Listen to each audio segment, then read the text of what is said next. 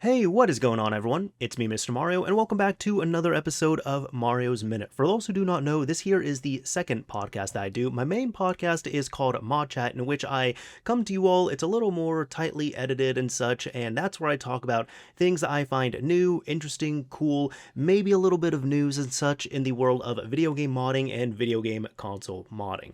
However, this is not that. This here is Mario's Minute, where I more so come on here and talk to you all about whatever the hell I want to. Sometimes I have a guest on, sometimes I don't. I do try and alternate it month to month on here, and I know I'm not really the best at that, but I'm trying to, still work at it where I can at least. Either way, this is available in two different forms. It is available first of all on the Mr. Mario 2011 YouTube, Rumble, and Odyssey channels in the form of a visual podcast, although there's not too much going on there, but that's usually where the discussion is at least. And it's also available in an audio-only form like an actual podcast, so you can take it around and listen to it wherever the hell you want to. Simply look up Mario's Minute on your favorite podcasting app, host, provider, or platform, and you should hopefully be able to find it.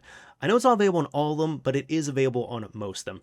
Either way, like I said, this is the podcast where I come on here once a month. I talk to you all about really whatever the hell is on my mind, whatever I want to talk to. Occasionally I have a guest on. Sometimes I do, sometimes I don't. Try to cycle it out, but this month, thankfully, we do have a guest on for this episode. So, to my guest, as I usually ask, who the hell are you?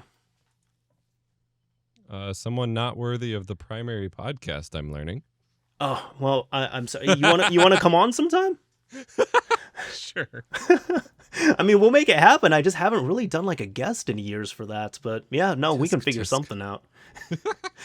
Sometimes, look, it's like I'll be recording it like right beforehand, like right before I release it. I'm like, it's just easier if I just do everything. Oh, yeah. I mean, that's how I do a lot of things. Yeah. I am EposVox, the stream professor, lost saves, Addy. I have a lot of names, a lot of hats, a lot of backpacks to carry. That's fair. I think, respectfully, I might have more hats than you just because, I'm the one usually wearing the hat. Yeah, that's probably true. I have a small collection of hats, but they very rarely ever make it onto a head. There we go. And then usually most of the time, it's like if people see me without my hat on the internet, it's weird for them. And I'm like, this is how I am like 99.5% of the time. It's a glitch in the Matrix. Exactly. Yeah. Anyways, how are you doing?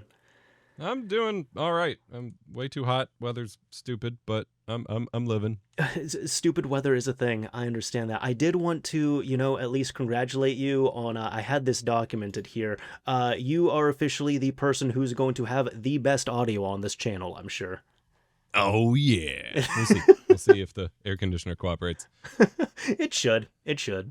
Yeah. I also want to clarify this at least. I'm sure I've seen you rant about this before, but I think you can verify this. These are our real voices. Yeah. We don't fake it. We don't just use AI or whatever. I don't know. I used to get so many comments about that, and then I've started. I don't know. It's super weird. This is just how we sound. Like yes, yeah.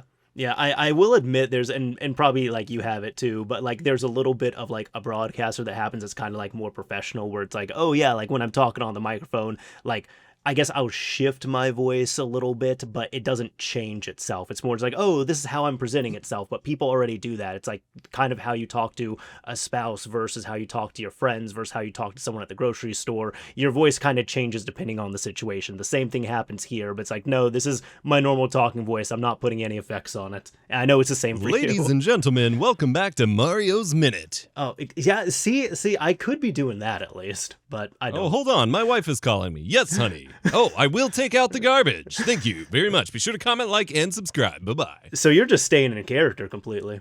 Yeah. Okay, fair. Yeah. But yeah, no, I think you are, respectfully, you are worthy of the name Epic Voice. Thank you. You're welcome. And I actually I didn't know it was a literal translation until you had said it years ago. Yeah, it was, I had a very, very cringy leet speak name because I've been horrible my whole life at naming things, and that is still true to this day. I've just lucked out in having the same handle for like 15 years finally. But for the longest time, like I'd go back through my old emails, and my forum accounts for random forums or websites would be like GHG, Charman, blah, blah, like it'd just be like random stuff, and I just could not come up with a name that stuck. And then I was finally I went on a quest to figure this out, and it was related to a lot of comments I got on my earlier Call of Duty videos, and I was just like, sure. And it's in Latin, so no one has to know. It's not like an ego thing. It plays out that way. Oh, there we go. Just be all like, yeah, the name's been on the tin the whole time, dude. I told you right from the get-go. Yeah. Yeah. That's funny. At least I'm still using my name that I've been using for goodness almost 20 years at this point. So I'm the opposite. I've had friends who they just keep cycling through usernames. I'm like, no, I'm usually the one who will like stick with one for a while. But were you Mr. Mario 2011 before 2011? I was actually. What? Yeah. Okay. Yeah. Yeah. Interesting. Yes. Yeah. May I ask what the meaning behind it was then? Sure. I just honestly assumed it was like, yeah, that's when you started a channel or an account at some point, and you were just like, let's slap 2011 on it. Like, I didn't know. No. I can actually it's been years since I've shared it. It's public. It's on the channel, but it's in like an old video. So you want me to watch videos? Yeah. I mean, yeah, that nobody's doing that now. I just minimize all my videos clearly. Mm-hmm. So this was way back in 8th grade, and it's gonna sound cringy, and it is because it was an 8th grade thing. So my group of friends and I, we at one point had established like some like Mario Bros type nicknames, and so we had like the whole crew essentially, and I was Mario, so I was using that for a while. A while back then. It was like about a year or so. And then the summer after 8th grade, so going into 9th grade, I ended up getting my Xbox 360. First one, that was back in 2007. Ended up getting it. It was completely offline the first few days, so I called my username on there Mario. After I end up beating my first game, which is Quake 4 on there, I was like, I kind of want to get online. So grab the modem, plug it into the back, start getting online. I have to make a gamer tag. And of course, Mario was taken. No surprise. Of course. Yeah. So I put Mr. Mario there because, I mean, pretty self-explanatory. I'm a pretty boring cis male over here. So there was that. And then that was taken as well, too, of course. And I didn't want to put my birth year on there because that's what everybody was doing. And it's not like I was trying to obscure it. It was just everyone was doing it. So I kind of looked, I was like, well, I guess I'm supposed to graduate in 2011, like graduate high school. So I was like, let me throw that on. I've never used that number on anything. So I popped it in and it said that gamer tag was available. I hit OK, and that's how that username was born in 2007. That's hilarious. Yeah. So we are the exact same age because, class of 2011. Oh, perfect. I actually thought you were maybe like a smidge. I thought you were like a year older than me or something. Nah, same graduating year at least. Okay, cool. Yeah, no, we're both Unk status now. I embrace it, man. You're a little depressed about it. I embrace it. I'm just not ready for the back pain that I already have. Yeah, and it's also just like, wow, like everything. It's I've had this discussion with friends where it's like, I'm gonna share this story. Sure. One of my friends, I love the guy to death, but he'll just do some stuff when he's like bored. And one of the things end up involving him eating like something for horses. And yeah. And it was like, it wasn't like as like a health remedy or something. I think, it was horse electrolytes. That was it. Because I guess one of his coworkers ended up saying that they had horse electrolytes. He was like, I'd like to try it. And she was like, what? I mean, if you want, I could bring some. Okay. So he brought it in. He said it was super salty. It was disgusting. I'm sure. Like, he's done stuff like this several times recently. So I was just like, okay, dude, what is it? Like, are you bored or what's going on? He's like, yeah, I'm kind of bored. And I'm like, okay, like, I'm telling you now because I love you. I'm telling you to stop it because it's not like we're 16 where you could just like get up, do 3 jumping jacks and you're good to go. Like, no, I don't think you want to explain to your wife and kid that you ended up possibly losing your job and then you're going to lose a whole bunch of money because they're going to go on long-term disability because you end up eating something for horses because you were bored. I don't think you're prepared. I know your wife, you're not prepared to have that and she's not going to be happy about this. And he was laughing like he was laughing. He's like, okay, you're right. I'll stop. Yeah. So wow. Yeah. So there's stuff like that where it's just like, yeah, that's been the biggest thing I've noticed with age. And it's not like I'm an old man. Like I said, I'm in my Unk status right now, but it's just like, man, like things will just start hurting. And there's just like ways where it's like, when you're a teenager, your entire body could be in pain and the next day you're okay. Yeah. Yeah. Yeah. That's, I think, unfortunately, what I've learned recently is my strategy of just kind of ignoring something and knowing that it'll go away in a few days is no longer working anymore. And I have to deal with it day to day. And it's just like, okay, I don't want to think about this. I just want to exist. I want to do my thing, man. I don't want to take care of my body and eat right and sleep enough. And Yep. Yeah, I just found this little known life hack this week, funny enough, but I haven't really had the best schedule. More just like I have like a normal-ish schedule, but it's like I just stay up a little later than I should. But this week I've kind of been trying to implement it, which tonight I'm going to be breaking this here, and it's all good, but it's I've noticed if I end up, because usually I'm trying to do more stuff, which is when I'm staying awake, but it's like, wow, if I actually just close down my waking hours a little bit and I end up sleeping earlier, I actually have more motivation and more energy and more drive to do things. So even though I have less time during the day, I end up doing more. Who would have thought of that? Yeah, that's been a really hard thing for me, has been like historically, and especially before having a kid, I have always, like, if I've been obsessed with a project or a video or whatever, like, I will push just like staying up super late and dealing with the consequences the next day to get it done.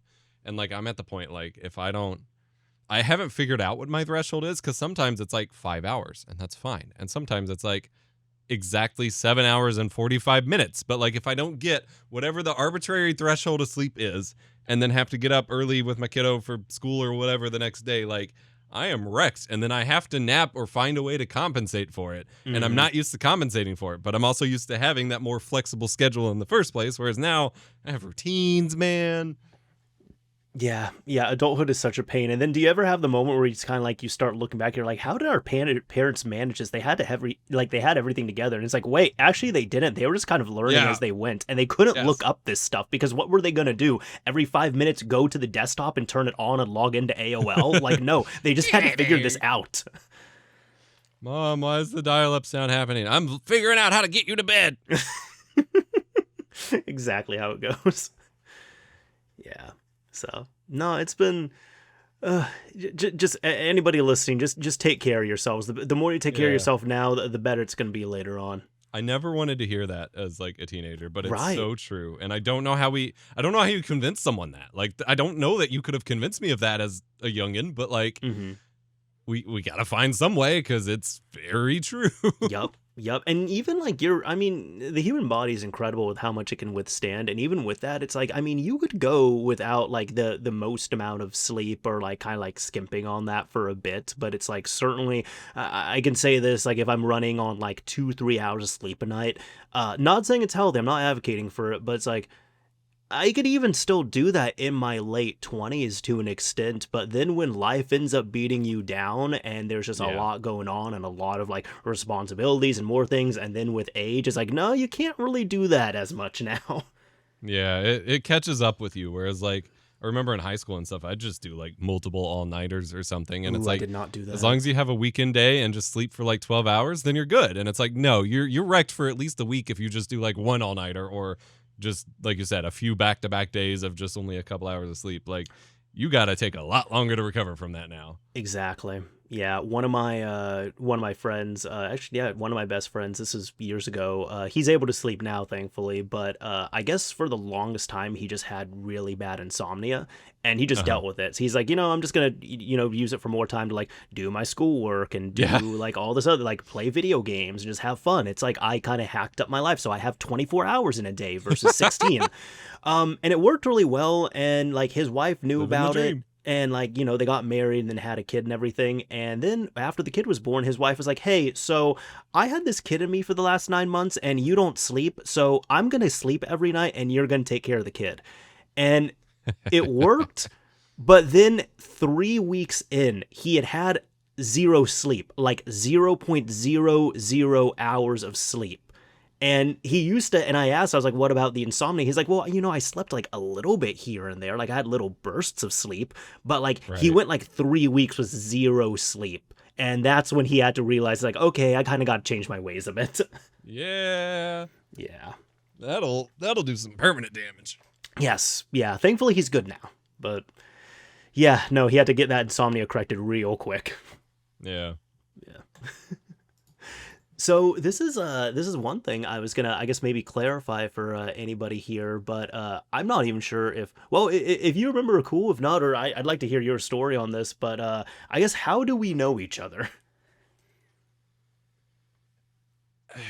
That's a good question. It's been so long. I would. Well, I most commonly come across your videos from various soft modding guides, so I'm assuming it was that. But I don't know why I would have reached out to you personally, like directly. So I don't know, honestly. Okay. Normally, I remember these things. No, it's all good. It's all good. I do remember this here because I'm the one with the odd memory where I'll remember this stuff. Yeah. No, go, like, I filter our actually messages by oldest or something. no, it's actually not even that, because it was, I think later on I reached out to you. I was like, hey, can I like add you on here or something? But Yeah. no, like I know so I got acquainted with you first. And funny enough, it was, I think this is in 2016 or so. I ended up going to a thrift store. I got a fat PS2 for cheap when you could still do that, when they were like absolutely worthless. And I knew about Free McBoot. I'd installed it before, but it wasn't like the best thing to install, and it was through like, it wasn't like the nice packages they have now. It was like using the Independence exploit, so like it worked, but like obviously having a mod chip was a lot better. But I Right. just started looking it up, and I was looking up like how to install Free McBoot or something, and your video was one of the top ones where it was how Oh, to it's soft the mod. opposite. Yeah, exactly. No, that's why it's funny. But like, you had this video which was like how to soft mod the PS2. Never knew Mhm. about you, never saw any videos before. So I remember clicking that. I was at my friend's house. I ended up watching it. And the thing that threw me off was that I remember like you were showing how to set up and everything, and it was putting an image on the hard drive, and then you just slapped it in the PS2, and it showed you Yes. booting it up, and like everything loaded in there. And I remember that part, I rewatched it like 5 times because I was like, wait a minute, where's the memory When card? did you mod it? Where's the memory Where's card? the mod? Yeah, like where's, like I was like, no. I remember like learning about all this and trying to figure out the memory card portion. Like, what step did he not include? What's going on here? What am I missing here? Yeah. And I remember I watched the rest of it. I was like, okay, let me trust the process. And then I end up, I got a hard drive. I set up the image on there, plopped it in. I was shocked when it ended up just booting up like that. And there was nothing related to the memory card. And that's when I learned about free HD boot. I did not know that Yes. was a thing at all. But then eventually I ended up using that as a platform to then install free McBoot, because I just think that's going to be the better option there. But Yeah. but no, I remember there was that. And then I think the time when like we actually started getting acquainted, because I had like, I after that I was following you on YouTube, I was following you on Twitter and such. I'm still calling it that. And Oh yeah.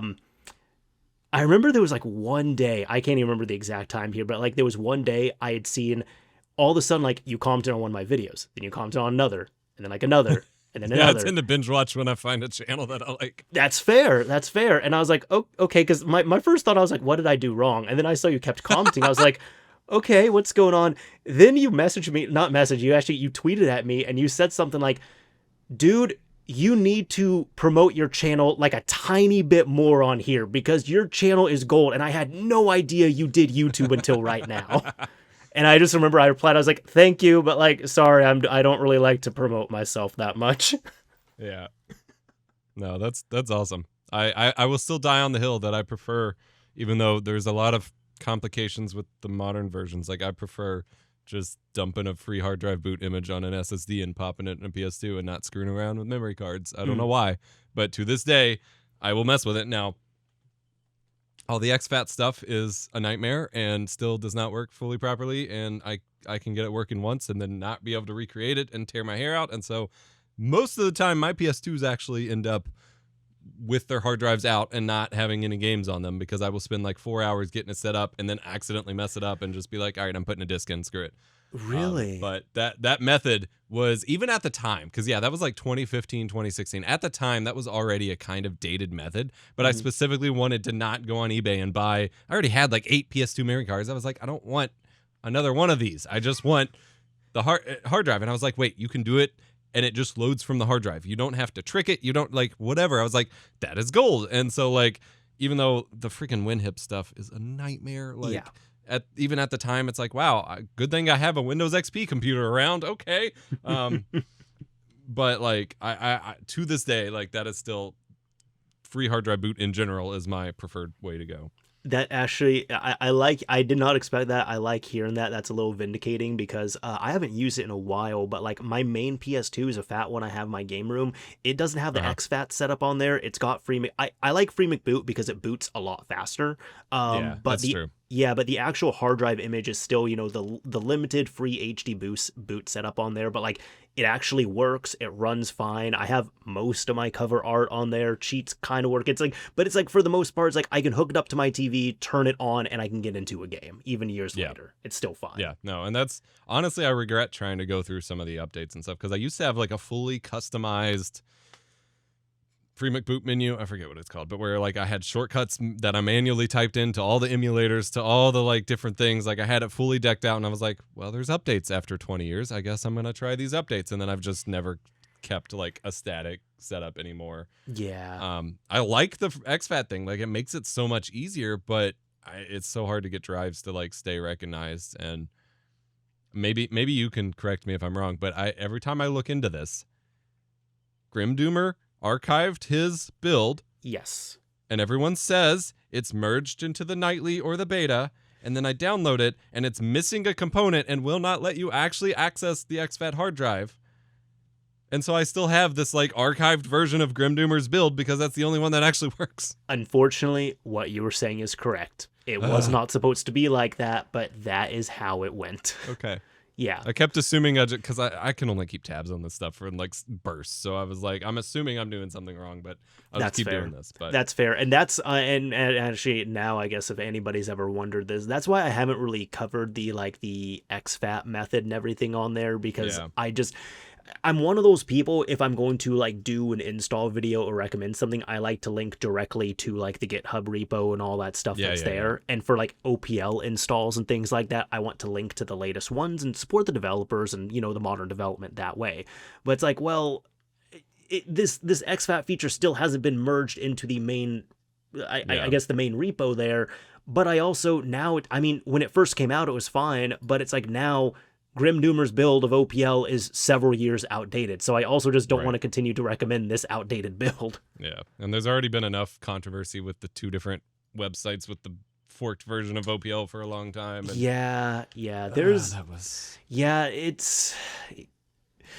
I don't really cover the PS2 stuff as much now because it's kind of just, it turns into a little bit of a headache. It's like, I still love the PS2. I'll still poke at it here and there. It's not like I'm never going to come back to it. Like I will like cover it again, I'm sure, because it kind of comes in bursts for me. But for the most part, I'm kind of just like, my life is actually a little easier if I don't cover it. Yeah, no, I feel that. I spent, it was right before I had my kids. So right, like the second half of 2019 and first half of 2020, like I had contacted someone through forums or whatever to help me build a proper free HDD boot image that was just kind of built from scratch, which I know everyone says is the absolute wrong thing to do, but that's literally how I had done it since 2015 and it was fine. Mm-hmm. And like they were going to help me construct it and all this stuff. And like I had months poured into this idea of like having an easy one that I can just distribute that is like, hey, image this to your drive and you're good to go. And then you put games on it. That was the old way before the exFAT and all that.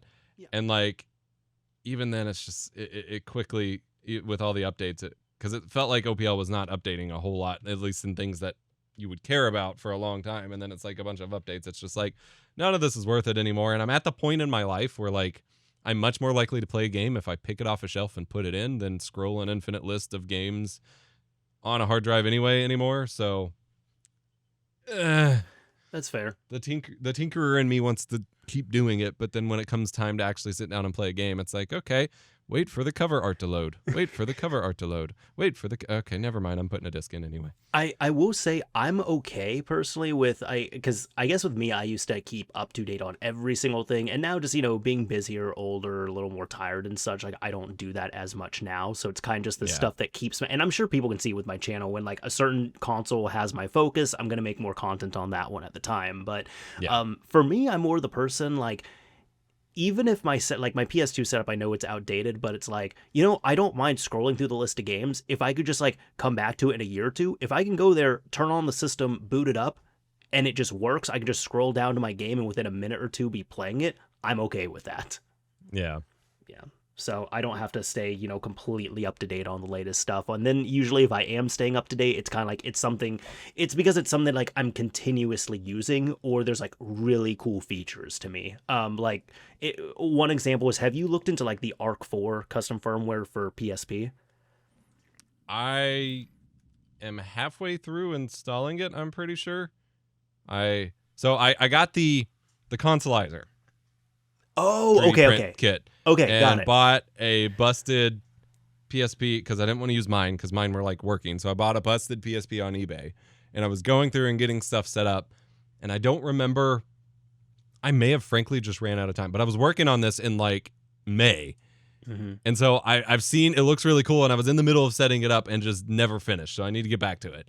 But it looks I remember all the like battery hacks and crap back when I first had a PSP that it was a nightmare, and it looks pretty rad now. Yeah. That's cool. I still have my I still have my Pandora's battery and everything. Like, thankfully I had a PSP, like a custom firmware PSP back in the day, because I entered on firmware 3.03, and I was like so locked in on that scene. Yeah. So I remember like when the Pandora's battery stuff came out, I actually bought because my friend's PSP had just completely busted, so I bought his memory stick and battery off of him, and then I used my system to create those. And that was like back when you had to read through everything, no photos, you had to do the IPL injection manually. You could flash the battery, which is fine, but I remember explaining that to my dad, and my dad was like quizzically looking at me. He's like, wait, you can like, there's software on the battery? I'm like, I know it's weird, but on this one, yes, there's software on this. I'm surprised it still works. All of my PSP batteries have exploded. I knocked on wood. I'm surprised too, honestly. It still has like my 14-year-old handwriting that says Jig Kick on it. So, yeah. I love it. Yeah, dude, I love that thing. But yeah, no, I was asking about Arc 4 because like for the longest time, like I didn't really like update my PSP firmware, and like Arc 4 had been around for a while, and it's like that is like, because I mean we all know about like ME, LME Pro firmwares there, because those are like the latest ones that work. I'm not counting like the other ones like M33 or Dark Alex or any of that, although respect to them. But no, like Arc 4 had been around for several years now at this point, and people were telling me to look into it, and it was like I kind of just need the motivation to. And then when I looked into it, it's like, wow, no, this is actually like, if you look up Arc 4 CFW, like it's still getting updates. There's still modern development on it. There's still bug fixes, and they're actually they're kind of going through like what good stuff the old PSP custom firmwares had, and they're just fixing it up, improving it, and then adding more features to it. And like that makes me happy. So that's one of those projects where I'm like, I'm okay. Keeping up to date on this one. Although even then it's like, it's not too bad, but it's like, I don't really update all my systems because I have like 10 PSPs. So it's like, well, every single time there's an update, I'm not going to flash it to every single one, but it's like, every like few months or maybe like once a year or so, I don't mind. Yeah. No, I love seeing community stuff like that, and I somehow didn't catch before. I knew it was on the Vita, but I didn't I knew it had something on the Vita, but I didn't realize like it's kind of like the Wii in that you can just hack the like virtual PSP on there. That's sick. Yes. Yeah. I feel like since I want to say 2017, we've just been in this like retro renaissance between the upscalers and all the modding hardware and all the custom. It's like things stalled for like a long time, from like early mid 2000s until 2010s, and then we hit 2017ish and everything just exploded again, and it's like I this is amazing. Yep. Yeah, I think it's because there was just a lot of people who, especially like the generation that we really enjoy, it's like there was finally like tinkerers who they had the knowledge and the skills and they wanted to fill in these voids of fixes or like really make what they wanted to, what they dreamed of. Plus, there was like the little bit of the nostalgic factor as well too, where it's like, oh hey, now we can actually afford these games and this system and everything. We're not like having to scrap around or like bug our parents for money or whatever it is. Yeah. No, that's probably fair. I remember, I don't, maybe it was, I think it was one of the Xbox 360 mods. Like I had a buddy who had a lead on a mod chip set up for it. And like I had very minimal soldering experience at the time and whatever. And I was just like, this is my only Xbox 360. If I ruin this, I can no longer play the games that I play every night. And I might have to pitch to my parents a reason to buy me another one. And they're going to be like, what the hell did you do to yours? And it's not going to make any sense. So I'm just not going to do this right now. And now it's like, okay, which of my like 5 360s do I want to crack open and screw around with today? Exactly. Yeah. Yeah, no, that kind of actually I just worked on a 360 recently. It's for a friend of mine at least, but yeah, it's nice to have that now. It's like I like do you remember, because you love the 360, I know that, but like do you remember like the hype for the Slim when that came out? Yes. Yeah, so it's funny because it's like this is Slim I set up, so I just had to kind of like go into my repository and be like, okay, which one is this one looks decent, sure, and then just like without a second thought, I was like, okay, let's just go ahead, rip it open, let's solder everything in there, and then all the plastics, you're all going into the tub. And I'm like, I'm probably not gonna break it, but even if I do break it, it's fine. I got another one, or I can just fix this one. We'll figure it out. Yeah. Yeah. So there's at least confidence with that too, where it's like, I think that's the other thing as well with like going back to these older systems. It was very much a time where it's like, for example, like all like the, like the PS1 mods and stuff that like we're seeing, like, I guess like the PSN mod chip came about. There's the HDMI solutions, there's the ODEs and such. And it was very much a thing of like, yeah, we're making this out of love for the system, but it's like, worst case scenario, if you screw it up beyond repair, you're losing a $15 system, not like a $400 or $500 console that you can only buy one of. Yes. Yeah. Yeah. I've actually, honestly, even on that, I've been kind of curious, like, what got you into the modding sphere? That's a good question. I mean, probably early on. I think my earliest that okay, this doesn't count because it's not actually a mod, but I guess my gateway would be my like R4 card for my DS. I'm counting it. No, I'm counting it. I could not afford Pokemon games during the DS generation. I had them all through Game Boy Advance, Game Boy Color, and things were less forgiving at the time. And to this day, I still don't have most of the DS games, and it breaks my heart because they are absolute unobtainium. Yeah, It still doesn't make sense to me how the most like widely sold games on the planet are now impossible to afford, but that's a different story. But I think that was it. Like getting this magical game cart that could run games off a memory card was just this like door opening thing. And then I tell this story all the time. It is what I consider a huge tragedy in my head because I've still never done much with PS3 modding since. But I was in high school when the PS3 firmware got like cracked wide open to the extent that there was this really cool, like you needed a device that could be accessed as it was booting to then, I don't remember the details. It was the USB dongle, right? Yeah, you'd need a USB thing to run it. And I learned that someone had made a program for it for the freaking TI-84 Plus calculator I used for school. And I was always connected. Like I maintained a Windows XP rig at the time to download games onto that calculator because that was like the only way I could access it.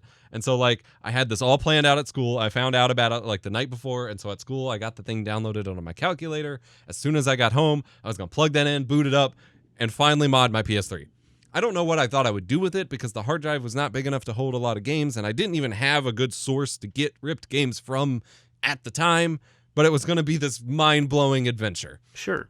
And I get home, and they had just released auto-updating like not long prior, and mine had auto-updated while I was at school, and I could no longer mod it. Oh, no.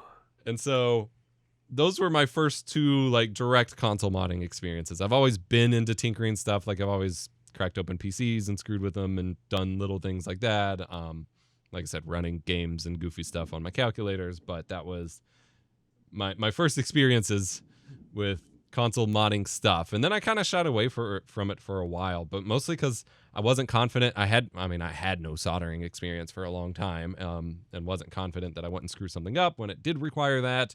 And like I said, for a while, I only had one copy of consoles, but then I think my next thing would have been I saved up for the Pokemon X and Y releases. I saved up and got a 3DS capture. Oh, wow. Okay. Imported. So that was like $500 imported Yeah, from Japan. They were not cheap. No, it was insane. And I worked my butt off. There was this company that made like gamer snacks that hired me to make videos for them. And I wound up just basically copying the videos I was making already about video games and just branding it for them and uploading it to their channel. And they stupidly assigned me a flat rate. And so I was doing like GoFundMe streams and not really getting much for it. But that plus just like cranking out these really crappy gaming videos on their channel and getting paid for each one, and built up enough to buy that while I was in college so I could capture, and did like a year-long Pokemon Y playthrough. And then promptly, after like 3 weeks after I finished my Pokemon Y playthrough, which for some reason took me a year. I was very busy in college. It was dumb. I mean, it was college, so that makes sense. After a year. Yeah. But promptly after that, the USB port on it broke, and I could no longer capture from it. Because it was the Katsukitty one, and those were notorious for just having flimsy USB ports. Yes. I've since repaired it. It was actually only, I want to say last year, I finally swapped the USB port on it. Like I was finally confident enough that I could wing it, maybe.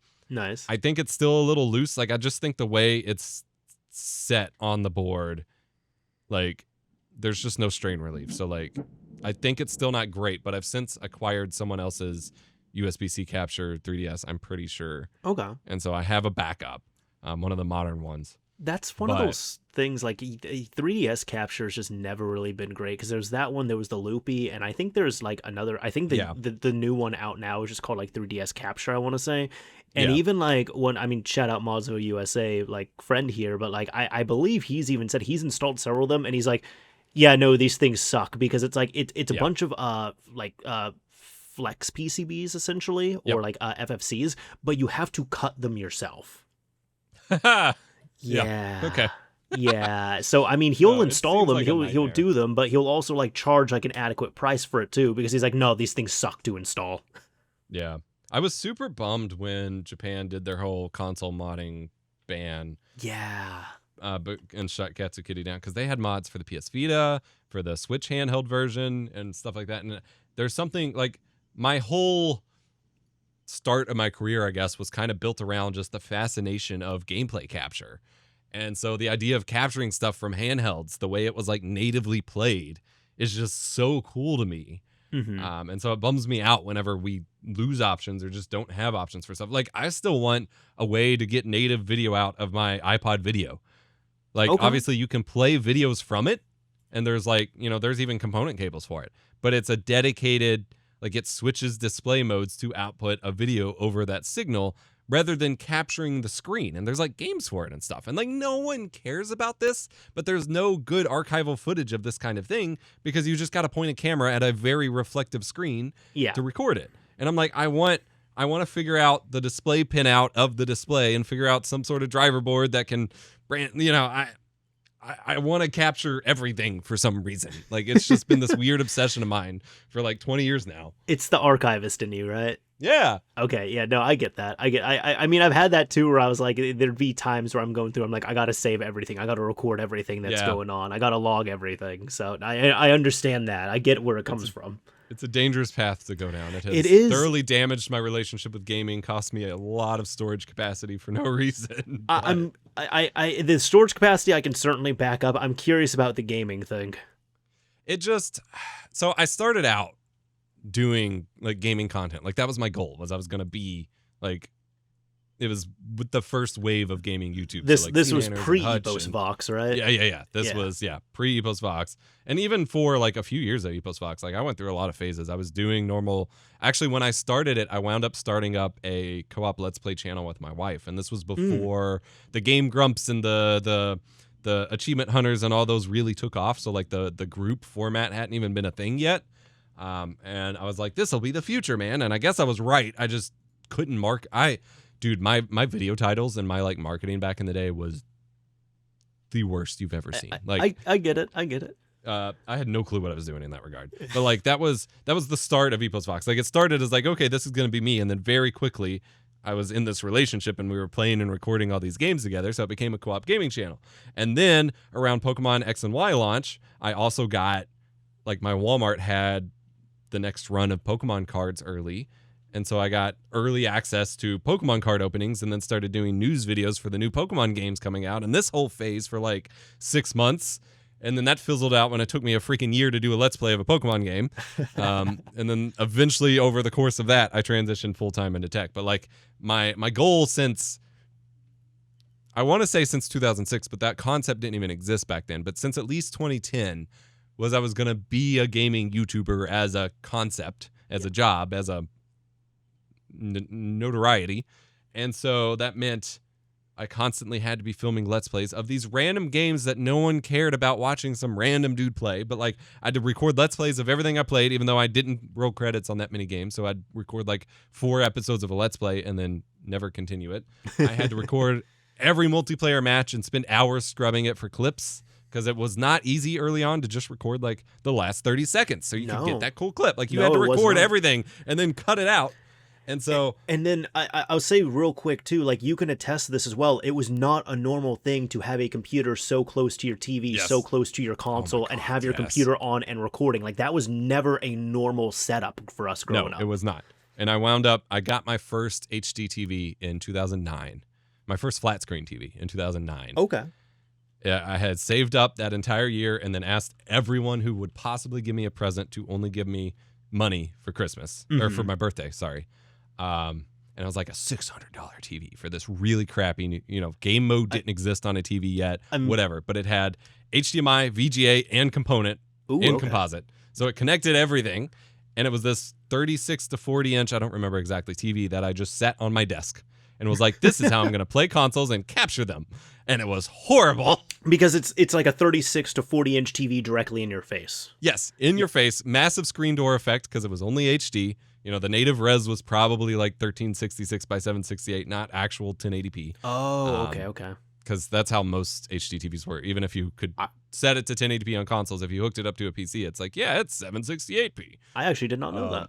Yes, it's very common. And like 720p TVs basically didn't exist. They were all 768 or whatever. Yeah. And I did that. And then, of course, the PS3 had the HDCP issue, and it was not widely known which splitters you could get to get around that or anything. So then I had to split component signals to capture cards and converters, and that was a whole nightmare. But like, anyway, all that to say, my entire life revolved around capturing every second of gameplay that I did, with gaming being my primary hobby and interest aside from this new video thing. And even gaming sessions with my wife. Like I just immediately conscripted my girlfriend at the time into doing these co-op Let's Plays and all this stuff because it was fun. But eventually, like, that burden to record everything, that demand to perform while I was gaming or have a work element attached to it no matter what, both kind of ruined the immersion of it, of like, I'm not just sitting down to game, I'm also having to run capture stuff, and I got to make sure I don't run out of disk space. I got to make sure it's running right, it's not dropping frames, blah, blah, blah, and all the crazy wiring mess to do it. And then if I was trying to record, like, being present. Yeah, because I was going to say, even just with the human aspect of it, then you kind of realize it's like, I'm here playing games with my wife, but I'm not really here. It's more I'm performing playing games with my wife. Yes, exactly. Yes. And so it just wound up driving this wedge between me and video games that felt really not good anymore. And I reached a point because, every new game I'd fire up, it'd be like, okay, open game, open fraps, turn on microphone. Hey, everybody, EposVox here, and today we're playing Final Fantasy 13 way after release, but because I haven't played it yet, here's 9 episodes before I give up. Bye. So you didn't even get past disc 1. Oh, no. I've finished maybe 5 Let's Plays in my career, despite having spent probably 10 years making gaming videos. And most of those were at the end of that. Like, I know I finished Let's Plays of DMC Devil May Cry, of 2013's Tomb Raider. And there's a couple smaller games like that. My wife and I did all of PokeMMO up to a certain point, and that was actually a really popular series because no one was playing that. It's like a fan game for Pokemon that used assets from the ROMs and stuff. Don't tell Nintendo. Yeah. But like beyond that, I started dozens of Let's Plays and never finished them. Both, I think the writing should have been on the wall. I just never finished that many games in the first place. Like I was always the guy that just played a lot of games and never necessarily put 20 hours into individual ones. And I was in college and had an internship and then a job on top of that. Like it was a lot, but also like I clearly just stopped having fun playing through the game when I had to record and give my reactions that no one wanted to see. It'd be like, oh man, I died. Oh, who shot me? Whoa, you're over there. It's like, who cares? Why am I doing this with my life? Yeah, I'm glad you say that too, because that's actually like, it's not like I'm just like immune to Let's Plays. Like I've done some Let's Play stuff before, but it's been very minimal. Like my friend and I, we end up playing through, I think we played through a few chapters of the first Walking Dead game.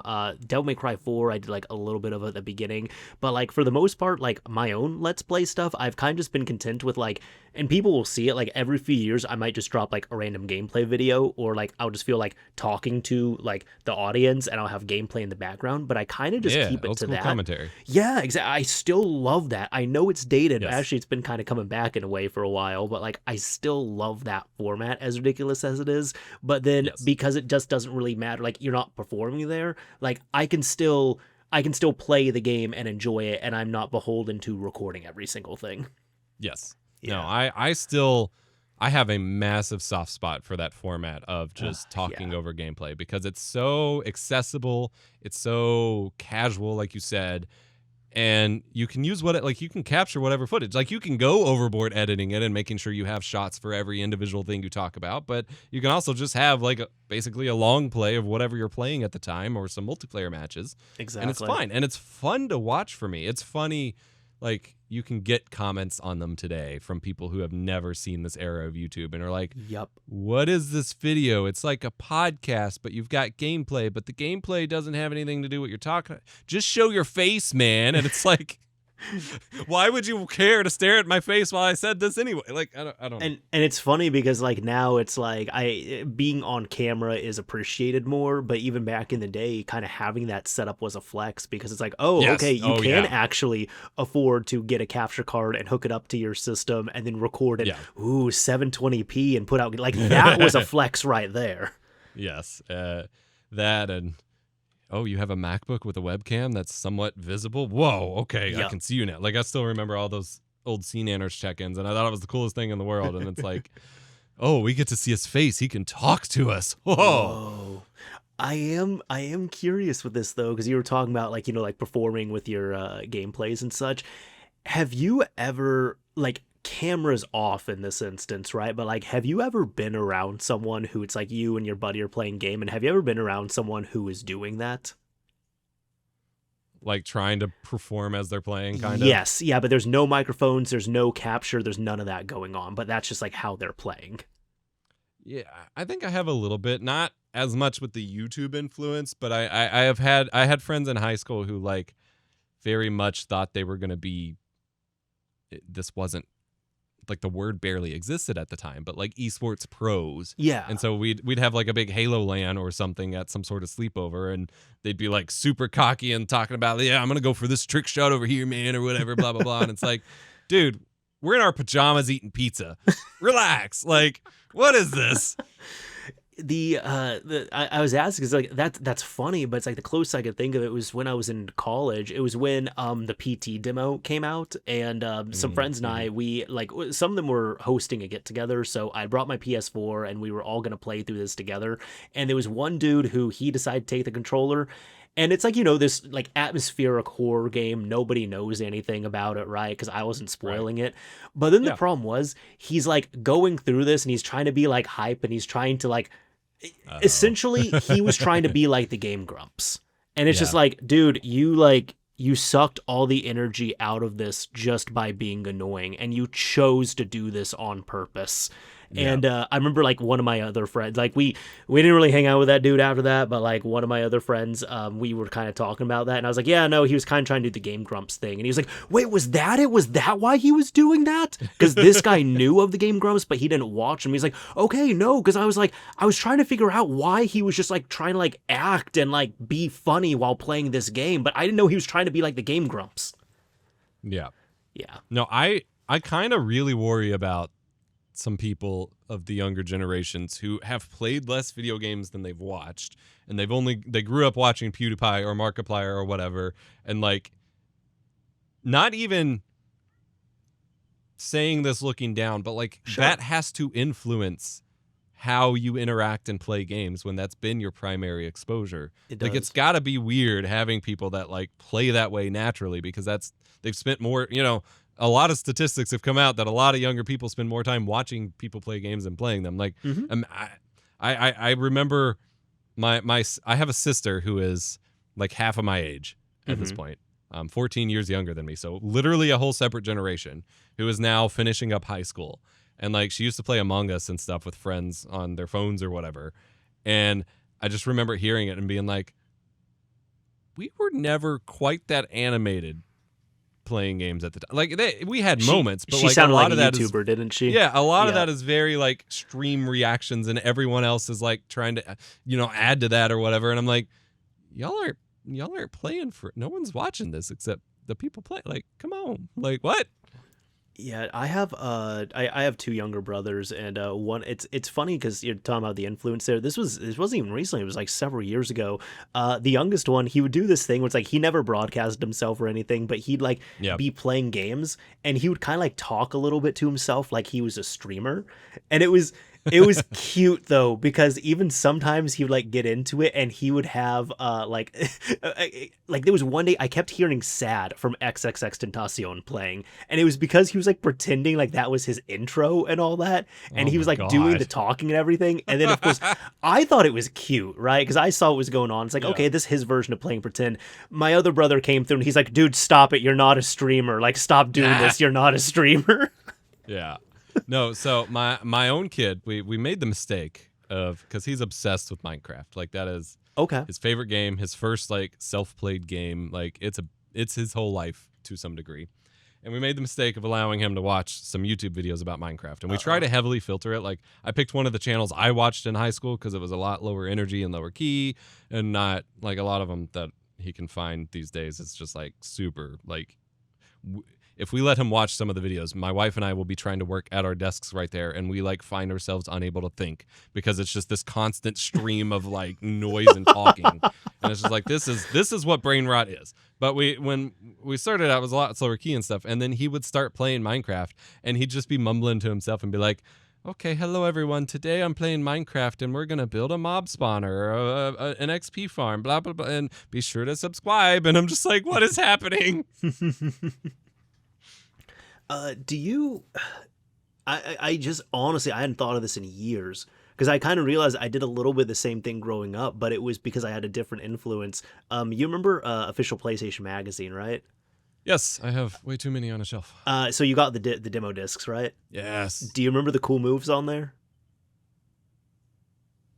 That sounds familiar. Okay, it's not so right now. it wasn't on every disc, but on many of the discs, there would be typically like tester. There was a video series they did called Cool Moves, and it would be like maybe 2 or 3 videos on there, and it would typically be testers. Okay, yes, I'm seeing it. Yeah, where it's like someone comes, like I think his name was like DeMarlo King. I want to say he did it like the smoothest. He would come and he's just like, yo, what's going on? It's me, DeMarlo King. I'm here with another cool move. Gonna show you how to use Annie Carr's attack scene Grand Theft Auto 3. And he was so smooth about it, I remember. And like, I need to look up this dude, see what he's up to or something. He has no idea what, but he was a tester at Sony at the time, and I remember being a kid, and it's like I couldn't broadcast anywhere because I didn't have a camcorder. I didn't even have internet at this point. Yeah. But like, I remember doing stuff like that as I was playing some PS2 games. Not all the time, but like occasionally I did that. And it's just kind of a way of, I get it. Like kids will do that. They'll do pretend. But it's like, that was my influence. That's what I was looking into because that's what we had.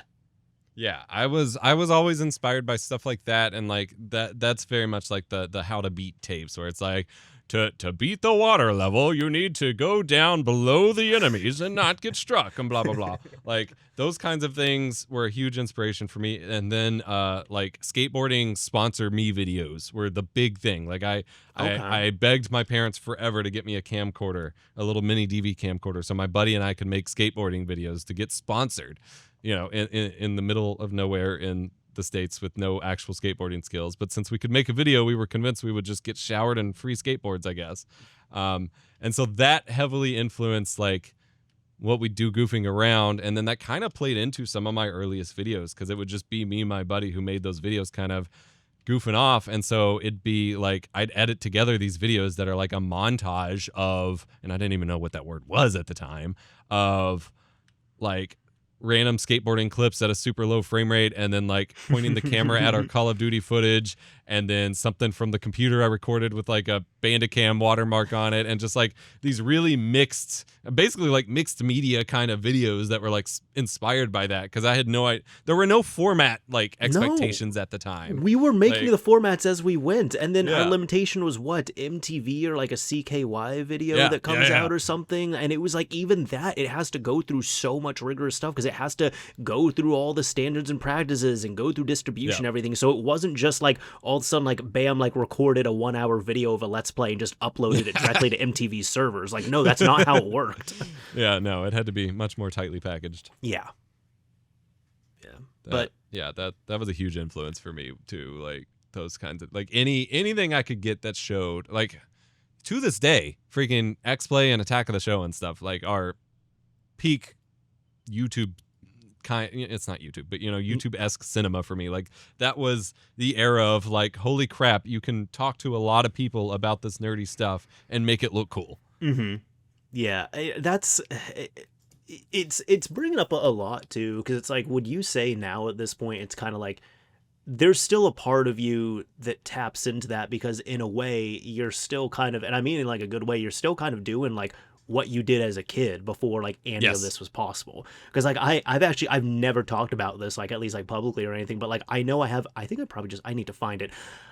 I was doing like tutorial type stuff for literally nobody. Like at one point I remember, like for some reason I was like maybe 10, 11 years old, and I was like documenting like some issues I had. And like there was this old video I found where there was like this DVD recorder I had and it stopped burning. So I was like going through and documenting the process of what I did, what the process was, and like what was going on here and how this can resolve it. And then like it cuts all of a sudden to like me showing like my soft modded Xbox and everything. So it's like this is stuff I was doing when like there was no way. I didn't show that tape to anyone. I wasn't like doing anything with it. I can't tell you why I did it, but I did it because like, well, I guess this is why. I just thought it was interesting. I thought it was cool. I thought it was fun. No, there's just this drive to make stuff like that. I have a document. It's pretty butchered at this point because formatting is hard to preserve over the decades, but a Word document from, I believe, 4th or 5th grade. It was one of those two. I don't remember which one, where I was like the kid leading the best practices for using a computer in the computer lab. And so it was like, you're supposed to, and of course I wasn't even doing half of these, which is the hilarious part because there's arrows pointing to it, but it's like, you should keep your feet flat on the floor and your back straight. And I'm like hunched over with my feet up on the chair instead of doing that. But I'm like, you should do this. Keep your hands on the home row keys, and like all this explanation about how to do that stuff. And like, I was always teaching, because things evolve so fast. Like I was always teaching half of my teachers how to use computers in the first place, how to get stuff to show up on the TV. Or like, I was the one kid who would walk into a classroom and hear the flyback of a CRT and be like, you left TV on again, and change it to channel 4 to get the tape to show up and whatever. Like I was always in that kind of role too. And for me earlier on, because I didn't have access to anything for video until a certain age, it was just like I would just make these Word documents and just be like, here's how you do this and whatever. And then once I got a camcorder, I was recording all sorts of stupid stuff, showing you how to get a stuck floppy out, or that's cool actually. Yeah, I didn't. What would happen if you strapped a firecracker to an army man and then a random WWE Game Boy cartridge? Let's do it. Okay, fair. Yeah, I didn't do that stuff. At least I know. Even well, I didn't have my own. Well, okay. Later on, when I was a teenager, like in high school, I ended up saving up. I got my own camcorder. That one was actually cool. Like, okay, if you can imagine this was the dream. It was like, I want to say I got it on sale, maybe for like $300-400, something like that. Like I'd saved up a lot for it, but it was so special to me because it was one of those. It was pretty unique at the time too. You could record as opposed to videos, like a actual tape. You could record to a mini DVD. But on top of that, Yes. you didn't just I have have to one of record those to now. that. It also had an internal hard drive, so you could also record to the hard drive and then transfer over to the DVD or just use it as additional storage. You were living the bougie life. I was, but man, No, I had to capture tapes in real time. but I was but I worked really hard for that one because I saw it and I was Yeah. like, and it was the last one when I got it at Walmart. And I remember I convinced my parents to get it to me early because I was like, hey guys, I know I'm not trying to like play anything on you, right? I know this is supposed to be a Christmas present, but I've been saving up. This is how much money I have. Black Friday just happened. It's at it's at the. I remember I was like, we just went to Walmart yesterday. It's at the table right there. The price got slashed again. They only have one. You guys know this is the one model I'm wanting. Could we please get this because there's a very high chance we're not going to be able to get this again. And like they actually caved. I made a convincing argument. That's awesome. Yeah, I still have No, that one. But yeah. I got surprised one year because I had a mini DV for my first one. And after a certain point in time, my parents got tired of buying tapes for it. Mhm. And they just came home one day with a flip, the little like Oh. handheld digital one. And like, it was cool.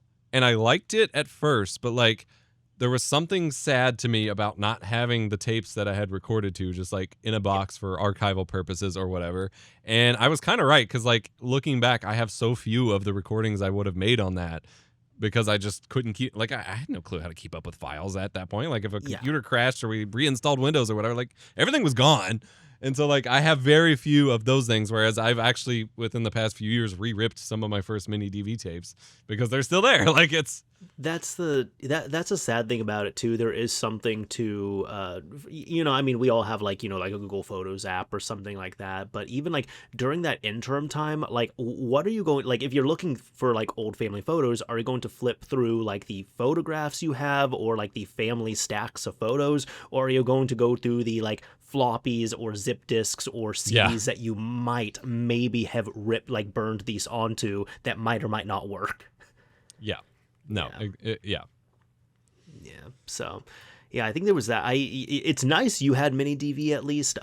Thankfully, like growing up, we always had a family camcorder, but we were on a VHS-C over here.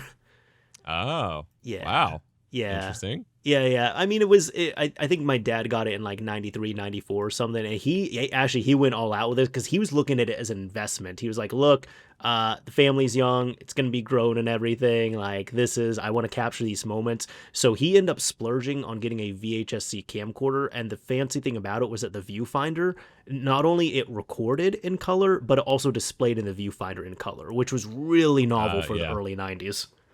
That's sick. Yeah. That's awesome. Yeah. So no, and then thankfully we still have those tapes, which like I think the earliest one is from like mid to late 93, something like that. So Wow, that's early. yeah, I had archived a couple years ago a bunch of 8mm, like it wasn't digital 8, it was just video 8, whatever. That my grandmother had recorded everything, but they started like right at 99 or 2000. Like it was a little further along there. Okay, I got you. Yeah, no, I still remember, like, I remember, like, seeing mini DV in store and such, but we just didn't really have that. I think I had the camcorders, but my family themselves, they kind of started transitioning to digital cameras, which it's like, I don't really miss that because it was nice because it was digital, but when you look back at those old files, it's like, oh man, they are crap. Yeah. No, I have a lot of nostalgia for it, but DV compression makes me very sad. Yeah.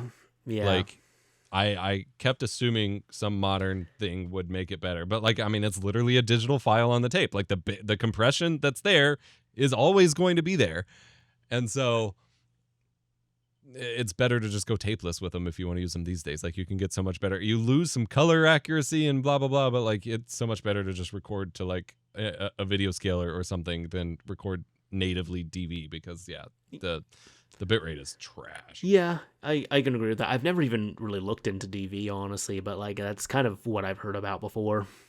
Yeah, it sounds great. It's 25 megabits per second, which is like a lot if you know anything about video bit rates for 480i, 480p. Correct. But because it's old school compression that's not very efficient, you get blocking everywhere. It's just not a good time.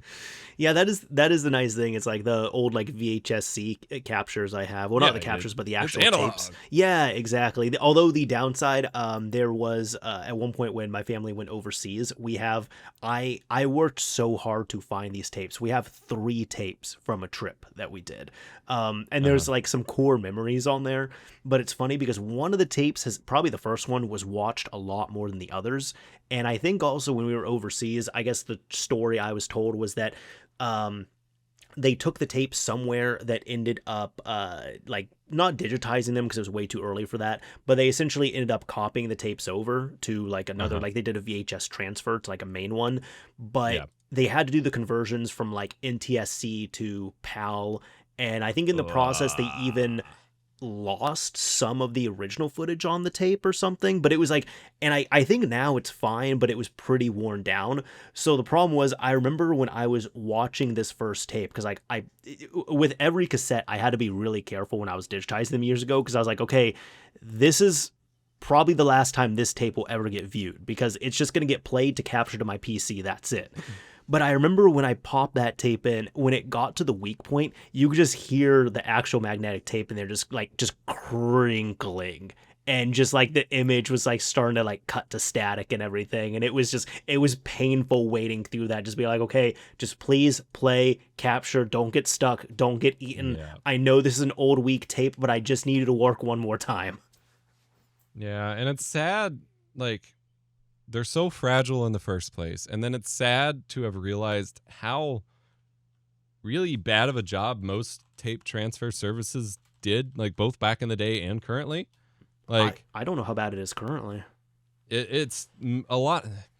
I'm sure there are people who do a good job, but like I had an issue. I had my original mini DV camcorder that I had since like middle school or whenever I got it. And it was having an issue where if I played back a tape, it had all these weird chunky lines on it, and there was something wrong with the tape drive that it just wasn't playing right. I wanted to get the tapes backed up, and I didn't have another camcorder at the time. And so there was a film development house that I used that I sent all of my film photography off to, and they did a great job with that as far as I could tell. And they had a service for digitizing tapes. And so I was like, okay, great, let's do this. They take the mini DV tape. And again, mini DV is literally a digital file stored on the tape. Mm-hmm. The default, like, normal process of digitizing these tapes is just a file copy off of the tape. Okay. It's not part of my ignorance on here.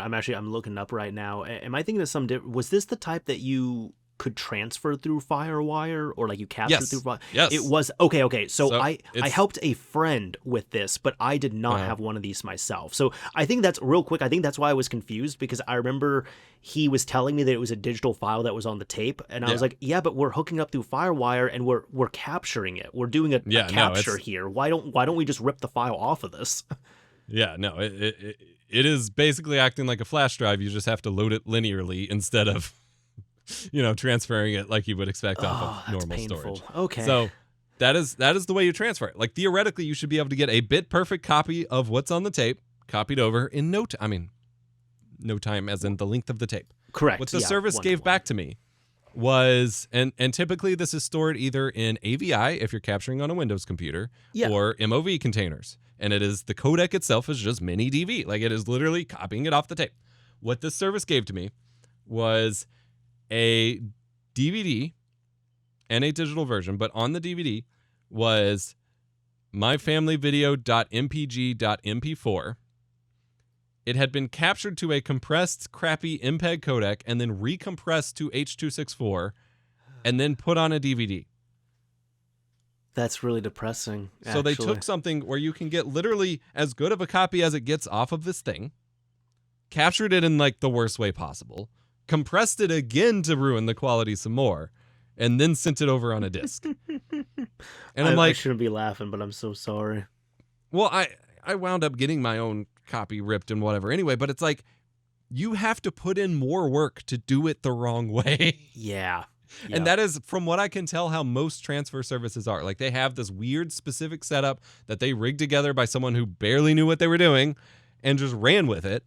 And it's like, if I had more trust in the reliability of the gear that I still have, like, functioning for another 10 or 20 years, and the lack of ADHD to stick with it, I'm like, I should just open my transfer service, because, like, Yes. it would take an hour to 2 hours per tape. I can give you the raw AVI file and you're done. And that's all it takes. But I don't want to be responsible for someone else's family memories and blah, blah, blah. But, like, the whole scene for that is so bad. And I feel bad because there are so many families that will just dump their tapes on one of these services. And they, since it's, it's a tape, they assume it's poor quality anyway. They get these really, like, barely visible copies of their family memories and then throw away the tapes. And I'm just like, no. No, you don't throw away the masters. Yeah. Yeah, no, that's depressing. To be honest, like, hearing that, first of all, I'm sorry you went through that. Secondly, that kind of establishes that's why when I did the tape transfer, I mean, I find this to be fun, but also, I mean, it took a while to do because I had so many tapes. But because of that, I was like, just to save the money, but also to make sure I'm doing this, I'm just going to do this all myself here. Because these are, it's not like a Disney movie where it's just like, oh, you can just, purchase a Blu-ray or something, get a higher quality copy. It's like, no, I can't. Yeah. We cannot go back and re-record this. Like, this is all stuff that I cannot replace. Yeah. So that's depressing, but that's how it goes, I guess. Yeah. Oh boy. Yeah, I think no, there was one thing. You were talking a bit before about like X-Play and such on there. I had talked about this with a friend of mine recently because we were talking about like kind of like older gaming media and such in that regard, and just how cool like G4 X-Play Attack of the Show that stuff was. He, like many people I'm sure, but like he loved G4 and he was absolutely shocked when I told him this is like a month ago that G4 came back and it's dead already. Yeah, it's kind of weird how much people didn't know about it because it felt like the news of the world for me, like when it was coming back. But, I remember being like in our niche, like it was big. I remember that. Like that was a big deal. But like if you don't have your ear to the ground for this kind of stuff normally online, then yeah, you had no idea, and then it fizzled away so quickly that by the time you found out, it was already gone. Yeah, because Comcast is an amazing company. Absolutely. Yeah, I think with that though, because I didn't follow like the full like demise of it and everything, but I think it was kind of just more people were nostalgic for that type of format, but when it comes to it now in like modern day, it's just not ready for it. Because even I myself, I'll say like I used to like, well, rest in peace to E3, but like when E3 was a thing, I would take the time to sit down and like follow all the coverage and like watch all the conferences and everything. But even like the last few years of E3, this prior to COVID and such happening, I myself found I just stopped watching the conferences because like there's a lot of filler here. There's a lot of awkward moments. It takes up a lot of time and I don't care about all the games and everything they're showing off here. Like I'd rather just kind of pick and choose what I want to see. And I think that's what most people were with. Yeah, there's definitely a role in that. And obviously the modern format of YouTube and stuff lets you do a lot more of that. But it was also, I mean, a lot of it just came down to mismanagement. Like I think it would have been a lot more sustainable, but they spent, I don't remember how much, but like tens of millions of dollars on this whole dedicated studio for it. And like all this weird budget allocation that made no sense. And then just ran out of money because they were also trying to market a linear TV network in 2020 plus when no one watches there anymore. Yeah. Because that's, Comcast. That's still where their roots are. I don't know. I understand to a degree, like aging out of it or just, falling out of fashion with it. They were doing a lot of stuff. They had a really nice D&D show that I loved a lot. That was kind of like Critical Role. That's cool. And then they had the typical, the Kevin Pereira ended up doing some interviews in the umbrella of Attack of the Show. It wasn't like the normal format, but just like interviews, and like one of them was with Adam Savage, and like that played a pivotal role in me discovering that I had ADHD in the first place because it was such an insightful interview. And then I still just have such a soft spot for the tightly edited packages. Like I get what you're saying about like, okay, I don't care about all the games coming out or whatever, but it's easier to know that when you're getting 2, 3, 5 minute reviews and not, like you said with E3, like hours of trailers and filler and whatever. For sure. And I feel like online content has kind of lost the idea of what a review is, both in terms of function and like format. And so to me, if you're doing a review of a game, a review in the context of you're going to tell someone who is interested in playing a new game whether they should play the game or not and whether it's worth picking up. To me, if you can't do that in under like 20 minutes, that's a problem because you shouldn't be breaking down every element of the story. You shouldn't be spoiling it that much. It shouldn't be this big analytical thing. Those pieces should exist and have a place, but we've kind of crammed all of those like breakdowns and deep story analysis and like all these other things into the term review. And what I loved about XPlay was like it would come on, they'd come on in between commercials and you'd have like 5 minutes and be like, here's this game, here's what it's about, here's what you do, here's a couple things that really suck about it if it sucks, otherwise you might get nitpicky about this, and here's a score. And I'm not a huge fan of scores, but that like tightly packaged, like I can tell whether I'm going to enjoy a game from that and quickly glean that, and then I'm going to go play the game. Whereas I feel like the modern like 40-minute video review format is for people who don't play games. It's for people who want reviews as entertainment rather than a function. And I hate turning functional things into entertainment because then you lose the function for people who are there for the function. Yeah.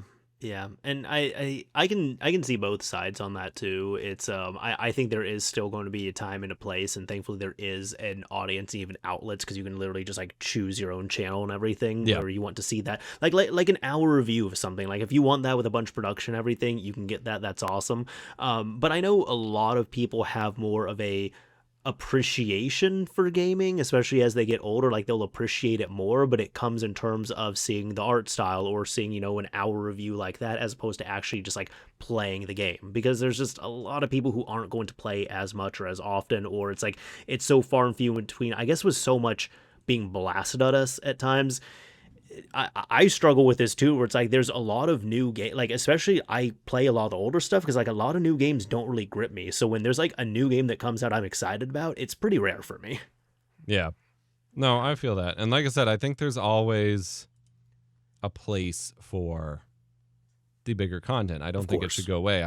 I'm frustrated when I go to watch a review. Like, I don't know what's come out with recently, but like, let's say Expedition 33. Yeah. Expedition 33 review. I'm typing it into YouTube right now. You have the IGNs, which is like a 17-minute video, and that's fine. Sure. And then you have the classic Game Ranks, which is like 12. Perfect. Mm-hmm. It's the before you buy breakdown. Awesome. Yep. But then most of them are like these deep dives into the story or specific aspects of it or whatever, and it's fine, especially if you really love the game, or again, if you're not going to play it and you want to know everything you can about the game, that's wonderful. But if I'm trying to decide whether I'm going to play it, I'm not going to click on, and I'm not calling this person out because I'm sure it's an amazing video. I've watched their stuff before. It's probably fine. But like a 46-minute How Expedition 33 Exposes You video. I'm sure that is a wonderful breakdown of the story and the struggles that the story talks about and all of those things, but that's not going to quickly tell me whether I should purchase the game and play it right now. Exactly. Yeah. And I feel like so much, and it's a consequence of the platform. Like I have struggled. I am a reviewer of technology and other things, and in some ways games, and I struggle with the same thing where it's like we can no longer just upload reviews of things and sustain it, because if it's not this, first of all, clickbaity sensational thing in the first place, it's hard to get people to watch it. And then if you do, it's hard to keep them around unless you're turning it into a story or an entertainment piece. And we lose so much with all forms of technology and media when we lose the function of the thing we're using. Yeah. When we turn our messenger tool into our entire window into the world, or a review is every piece of information about the game told. Like there's some reviews that are just like narrative play-by-plays. It's like, and then in the story you do this, and then you do this, and then you do this, and the like review part is the last like 5 minutes. And I'm like, yeah, I was actually gonna lead up to that too. Like there's been reviews I see where like they're really well done, they're breaking it down, but then like kind of to your point where it's like it's not really a review for someone who is trying to decide to buy the game. If I see one of those reviews, I'm kind of screwed because I'm like, well, the video was great, but now I know about the story and you pretty much spoiled the ending. So it's like, so who is this review for? Was this review for me who's trying to figure out how to buy the game, or like if I should buy it, or is it for somebody who's already finished the game and they want to see what others have to say, or is this for the person who appreciates the game and they're never going to play it, so you might as well just tell them? Because like I was trying to figure out if I should buy this or not. That's it. I didn't want to know the ending. And now it's like, well, do I even bother playing it? None of it's going to be new to me anymore. And there's something about preserving that like fresh ingestion of a game that matters so much. Like I don't know. For sure. So much more pure. Yeah, I get that.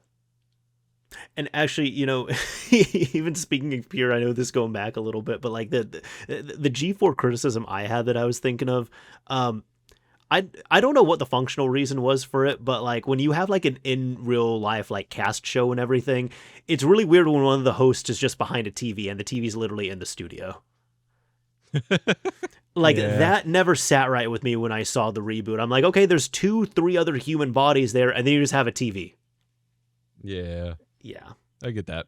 Yeah, so I'm like, no, just whatever on there. It's dead. It's fine. Yeah, they're not coming back anymore ever again. Unfortunately, not. We never even got to see Olivia Munn come back, and we never will now. Yeah, I'm sure gamer boys everywhere were heartbroken not seeing that again. Because that was one of the first things, like when I told one of my friends about it, he was like, oh yeah, I remember Olivia Munn. I'm like, yeah, she wasn't there. Yeah. She was there for the like Thanksgiving dinner thing they did. Oh, was she? And then she was supposed to be involved, and then I don't know if it just fell apart too quickly or she had her own slew of controversy things with John Mulaney, and so I don't know, dude. Fun times. Not really, but still fun times. Yeah. In its own way. Yeah. Yeah. No, you know, I was thinking on this too. It's I'm curious, kind of just from the gaming aspect here. When did you notice, or if you can pinpoint, I guess, when did you notice when gaming kind of like got to be more mainstream and wasn't really just like the nerdy thing anymore? Probably around like Modern Warfare 2. It's funny. Like, I actually agree with you 100%. I literally have it written down. I have that. I agree 100%. I've been telling people that for years. Like, I will maintain that Halo 3's launch was like one of the biggest cultural moments involving gaming ever. But it was still this thing where like most people didn't know what the heck Halo was. Yep. It was this big cultural thing that took over the world, but people who weren't gamers still really didn't have any idea. And I think that kind of opened the door for a lot of people, like seeing so much involvement and whatever. And then by time we got around to Modern Warfare 2, it's like people who have never held a controller in their life are raging about campers and quickscopers and noob tubes and whatever. And it's like, oh, it's here. Yeah. Yeah, I remember, like, it's funny because I actually have 2 of those references down as I was, like, getting, you know, some notes and such. But I remember, like, Halo 3, I remember it was huge because, I mean, it just felt huge at the time. But it was also, what was going on? No, it was the biggest thing I noticed just because you can probably attest to this. Everybody like on Xbox 360 was playing Halo 3. Like if you look like the night it came up, and even I had one of my friends, he went to the midnight launch, he came home and he said if you saw it in real time, every single person started popping up on your friends list and they all started having Halo 3. And the first day, 2, 3, maybe even 4 days Halo 3 was out, everybody online was playing Halo 3 except for the 1 or 2 people who still had original Xboxes who were on Halo 2. Yep.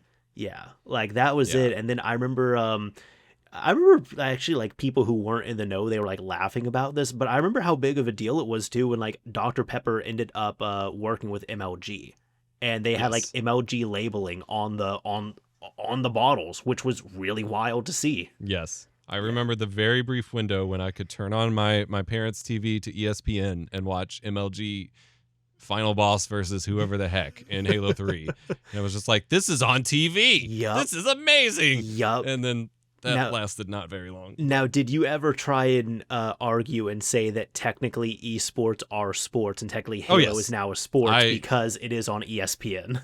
Yes, no, I died on that hill very strongly. Yeah, I was like that. Like, if chess can be a sport, then esports are a sport. Oh, see, that's a better argument than I had, but I was just saying that the ESPN thing, and I remember my dad just like, no.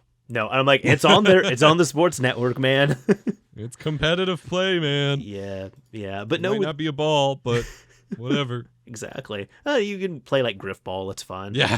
Yeah, we made it happen, but no, I remember with Modern Warfare 2, so funny enough, this is actually when I was kind of dipping out of gaming for a couple years, but with Modern Warfare 2, there's this old, like, that old commercial, everyone's doing it, and I encourage people to look that up. If you haven't seen it, just look up Modern Warfare 2, everybody's doing it. I think it was also, I don't remember if it was a pulled commercial or what, because it is very spicy, I'll say that, but there was truth to it too, because, like, that was the thing everybody was doing. For like a blip in time, people who, to what you were saying, people who didn't care about gaming at all were yelling about noob tubes and such. And I remember even like back then, it was like if anything, it was weird if you didn't play Modern Warfare 2. It was weird if you didn't know about this. And it was kind of the thing where it's like, like egregious example, it's like the captain of the football team, instead of like, going out, not trying to promote underage drinking, but instead of like going out and getting drunk on a Friday night. No, after practice, after the game or whatever, he's trying to go home he's trying to go home to stomp some noobs on Modern Warfare 2.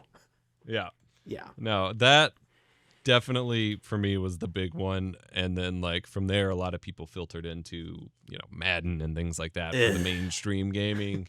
And then I think the other big moment after that would have been Skyrim's launch, where it felt like everyone was talking about Skyrim. And like, I had never heard of an Elder Scrolls game before Skyrim. That's not true. I had a buddy who was obsessed with it in middle school, and I had no clue what he was talking about. Like we'd play RuneScape together, and we'd do these like game reviews where we'd write them in our technology class and share them with each other. And he'd just talk about Elder Scrolls being his favorite video games, and I'm like, that's not real. What are you talking about, man? And so I had heard of Morrowind at that point, and then my buddy had Oblivion on the PS3 like a couple years prior, but I didn't know it was this franchise. Like I didn't know it was a series. Yeah. But then suddenly it was like Skyrim everywhere, and I'm just like, what? What? Okay, everyone's here. And now it's literally Skyrim everywhere. I think it's still on Alexa. I don't know if that support got dropped or not, but it was on the Alexa devices. Yeah. It was, it's weird because like you have obviously the Fortnites and Five Nights at Freddy's and whatever that is obviously way more popular than these games ever were, but there was something about that defining cultural shift to like be excited for this that was just so different. Yeah, because it was just a game as opposed to a game as a service. Yeah.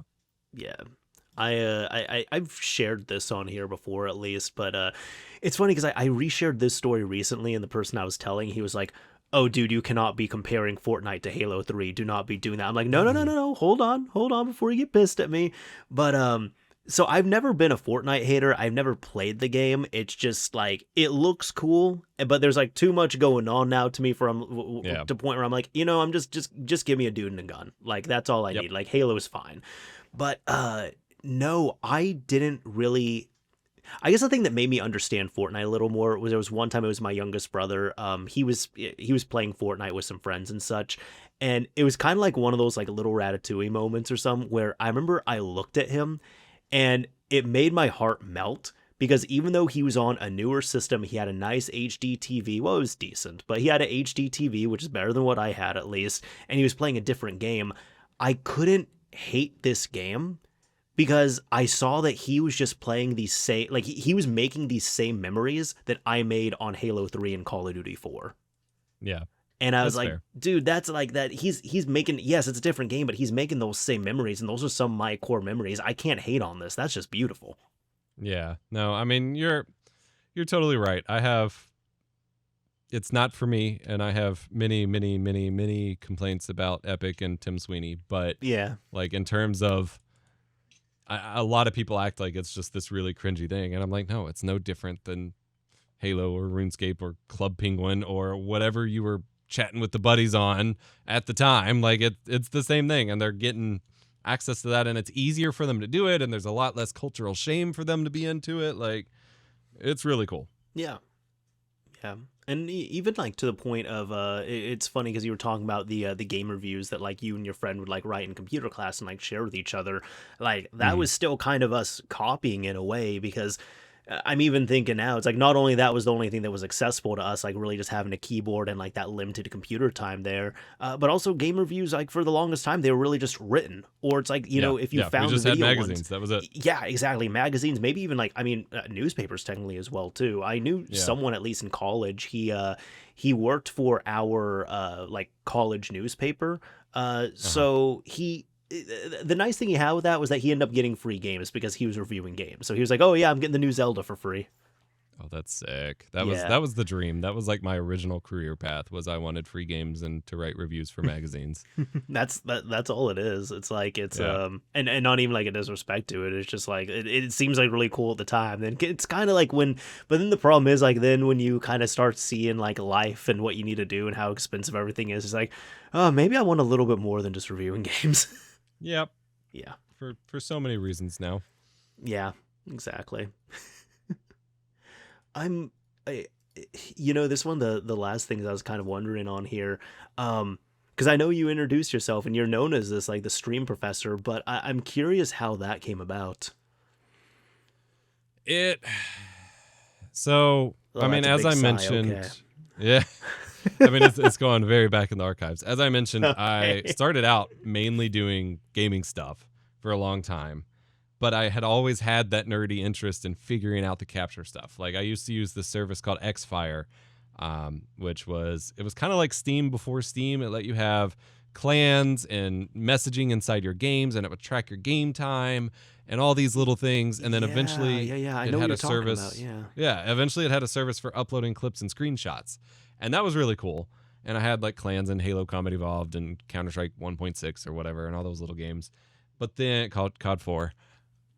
But By the way, then Google Video and YouTube came around. Sorry, what were you gonna say? I was gonna say I was so disappointed they didn't bring clan support to Halo 3. It was in Halo 2, but not Halo 3. Yeah, Yeah. it was a weird decision. Yeah. But then this, Google Video and YouTube rolled around, and I was just like, this is the new thing. And so my pastimes, I would, after school, I would go with my mom to my mom's work. My mom works at a community college, and their computer lab had basically fiber internet, and I had really crappy DSL, like could not do anything with. And so my pastimes after school were downloading maps from Halo Maps for Halo CE, re-uploading Red versus Blue episodes, because at the time on YouTube, if a video was really popular, their servers struggled and it was actually harder for you to watch it. And so I'd have a dedicated following of people for me to re-upload like Red versus Blue and Arby and the Chief and shows like that, because both it would be more compressed through a second level of uploading, but also a less trafficked channel would be easier to watch. Massive copyright issues, obviously. But that, and then through that, uploading my clan's clips and stuff from Xfire to YouTube, because no one else knew how to get the files and how to do this. Mm-hmm. And so I figured it out. And so that was always my nerdy interest, was like figuring out how to capture, figuring out how to get gameplay shared and blah, blah, blah.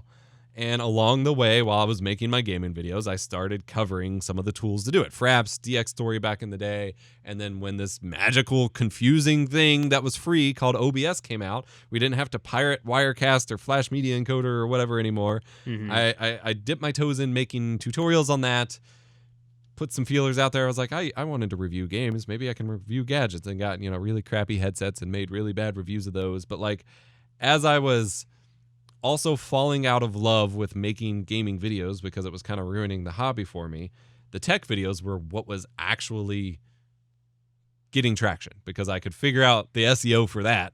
Like, it's easy to be like, blah, blah, blah, headset review, and get traffic towards it, versus Poke MMO co-op Let's Play episode 97. Yeah. I'm fighting this gym leader. Like, I didn't know how to market it. There wasn't the same tactics back then. And so SEO on tech stuff was easy, and that was getting all the views. And so it was Christmas 2014 leading into 2015. I made the decision, and I had to talk to my wife, who was my fiance at the time. It was almost like a breakup. I'm like, I'm going to stop doing the co-op Let's Play videos now. I'm going to end this phase of our relationship so I can just do tech videos. And it was this whole dramatic thing, melodramatic, I guess. But then I switched to that. And over the course of a couple years following that, me making the OBS videos, I'd get called things like people would leave comments and be like, thanks, prof. Thanks, professor. Thanks, the OBS teacher, OBS professor guy. Okay. And that branding kind of developed naturally for a long time. And then I reached a breaking point where I was just like really burned out with tech YouTube for a few years, or maybe a year or two. Like getting traffic was harder. Things were tougher. And I realized like doing generalized tech videos was not working to my favor anymore. And so I just kind of doubled down on branding of being the guy that teaches OBS, since that's what I had been doing for quite a few years. And was just like, well, I got enough comments that I screenshot all the time of people calling me the stream professor. I'm just going to throw that label on there. And it really helped to kind of like niche down and like label myself that way, at least for a couple years going into the pandemic.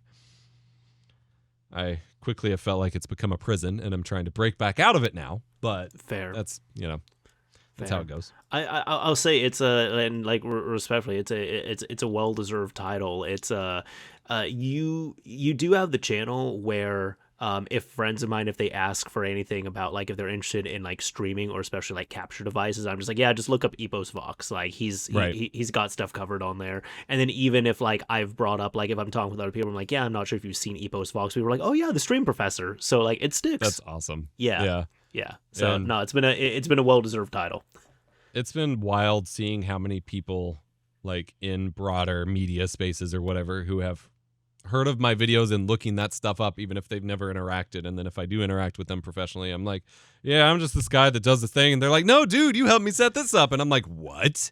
Excuse me? So that's been fun. It's about time to kill that off. So that's kind of what I've been struggling with for the past year, is this weird, like I said, it feels like I've always been afraid of being stuck in a box. Like even in the gaming YouTube days, like I saw early YouTubers who would only make, everyone in gaming YouTube in the early 2010s started out making Call of Duty videos. I don't know why. Halo was still popular. There were other video games, but until Call of Duty was so fast paced and it looked nice on camera or on video, I should say. That was it. And so even Mr. Beast got to start making Modern Warfare 2 videos. Like everyone started this way. And so I saw the first couple generations of YouTubers that were doing that got so trapped. They were like, okay, but if I post anything else, YouTube didn't know how to surface that. No one watched it, and they'd either burn out or just quit or whatever because they just didn't want to play Call of Duty every day anymore. And I was like, I never want to be that. And then I ended up in a situation in like 2011 where I got a collab with a really big machinima creator for Call of Duty, just a dual commentary on his channel. Yeah, and that was a big deal. Time. It wasn't even my gameplay. I had another, but because I sucked at Modern Warfare 2. I loved COD 4. I loved World at War. I loved Black Ops. Modern Warfare 2, I was awful at. And so I had another buddy send me his gameplay for that video. And so he got inundated with like friend requests and messages and stuff of people who thought it was me in this collab. And that was awful. But I did this collab, got a bunch of subscribers, like my first 1,000 subscribers or whatever, who really liked my Call of Duty videos. And I immediately panicked. I was like, I do not want to be stuck playing Call, especially since I hated Modern Warfare 2. I was like, I do not want to be stuck playing Call of Duty anymore. And I just stopped posting Call of Duty. I was like, all right, I'm making Halo videos now, guys. I'm going to make videos on these random games, whatever. And kind of threw away all of that success that I probably could have transitioned more smoothly, but I just like panicked at the idea of being stuck in this box. Sure. And then this was the stream professor thing was the first time I really kind of at least successfully doubled down on it. I guess when I did the co-op channel, like I had renamed the channel to like Let's Play Together, and it was this whole thing. And then I was like EposVox Pokemon News and blah blah blah. But like, because that was when Google Plus finally let you rename your channel over and over. Yeah. And so I took well advantage of that. But this was the first time where I stuck to the branding it dictated my content. It wasn't just a display name and whatever. And it worked really well in the pandemic when everyone was looking for this all of a sudden. Oh yeah. Yeah. But I'm at the point now where both educational content on YouTube is just not performant anymore. Like the way, so many YouTube changes I could talk about for hours have just neutered the viability of just the concept itself. And streaming itself has kind of died down in relevance for content, both because it's gotten so easy and widespread already, and because pandemic ended and there isn't this massive influx of people looking for it anymore. And I'm in this weird spot where like I can confidently say, and everyone else will say to back me up on, like I am the authority on certain streaming things, like capture card reviews. I will confidently say I make the absolute like highest tier in-depth videos of that, and then like certain streaming guides and stuff. But it doesn't perform anymore. And I end up in this weird loop of like FOMO of I'll see another channel just, you know, who doesn't feel the same production requirements that I do for a channel my size anymore or whatever. Of just like spinning up a million tutorials on every little new streaming tool and whatever. And I'm like, that's viewership I'm missing out on. That is success that I'm throwing away because I'm not taking the time to cover every little thing anymore. But then I'm also like, every time I do, the views aren't great. It's kind of hurting my channel to keep doing this thing. And I feel stuck between like, this is my role. This is the authority that I finally earned in my career that has opened so many doors for me. So I feel obligated to keep doing it. But also like, it's not sustainable anymore. And like, I feel like the channel needs to pivot to just bigger project videos and things that can do better. But then I'm like, I'm throwing this away. Like what? Then everyone's left with crappy capture cards. Not to dunk on anybody, but you know, then the world's left without my esteemed capture card reviews that are so important. We're gonna lose out on EposVox, unfortunately. Yeah, hopefully like, not. And I know it's not that serious. Yeah. But it's also the only author. Like I am nobody. Like who am I? I've been average at everything. Like I was never great at skateboarding. I'm not. I competed semi-professionally in Halo, like in the 360, like Halo 3 and Halo Reach days, but like never took esports that far because I couldn't. Like I can't just grind every day and practice shots. And also you see like the way the pros play, it's like they play a completely different. It's like, dude, you got to have a different disc in your system. We're not playing the same game. No, it was not fun after a certain point. Yeah. And you know, I never really became an expert on anything but this. So it's like, this is me. This is what everyone knows of me. Like the second I switched to like calling myself this stream professor thing, which I was super nervous about. I was like, who the hell am I to call myself this? Sure. Like as soon as I switched to that, so many doors opened. I had so many companies that wanted me to like speak for them and like have me consult for them. Like it seems like overnight I just transformed into this thing.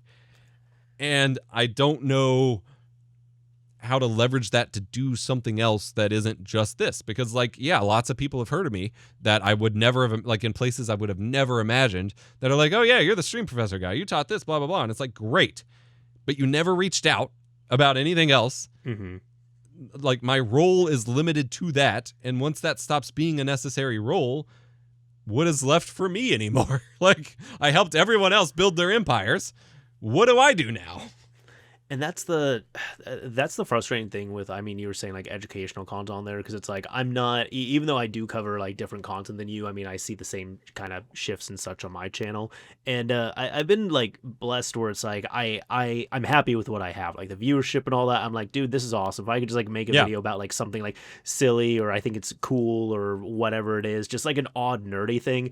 And if like, even like, I don't know, 500 people watch it, that's still really cool to me. But the thing is with a lot of that too, it's easy to recognize that a lot of people will come in, they'll look for the information they need, they get that information, they'll probably subscribe as like a thank you in a way, and then they might never watch a video on your channel again. Yep. Yeah. And that's just kind of human nature. Yeah.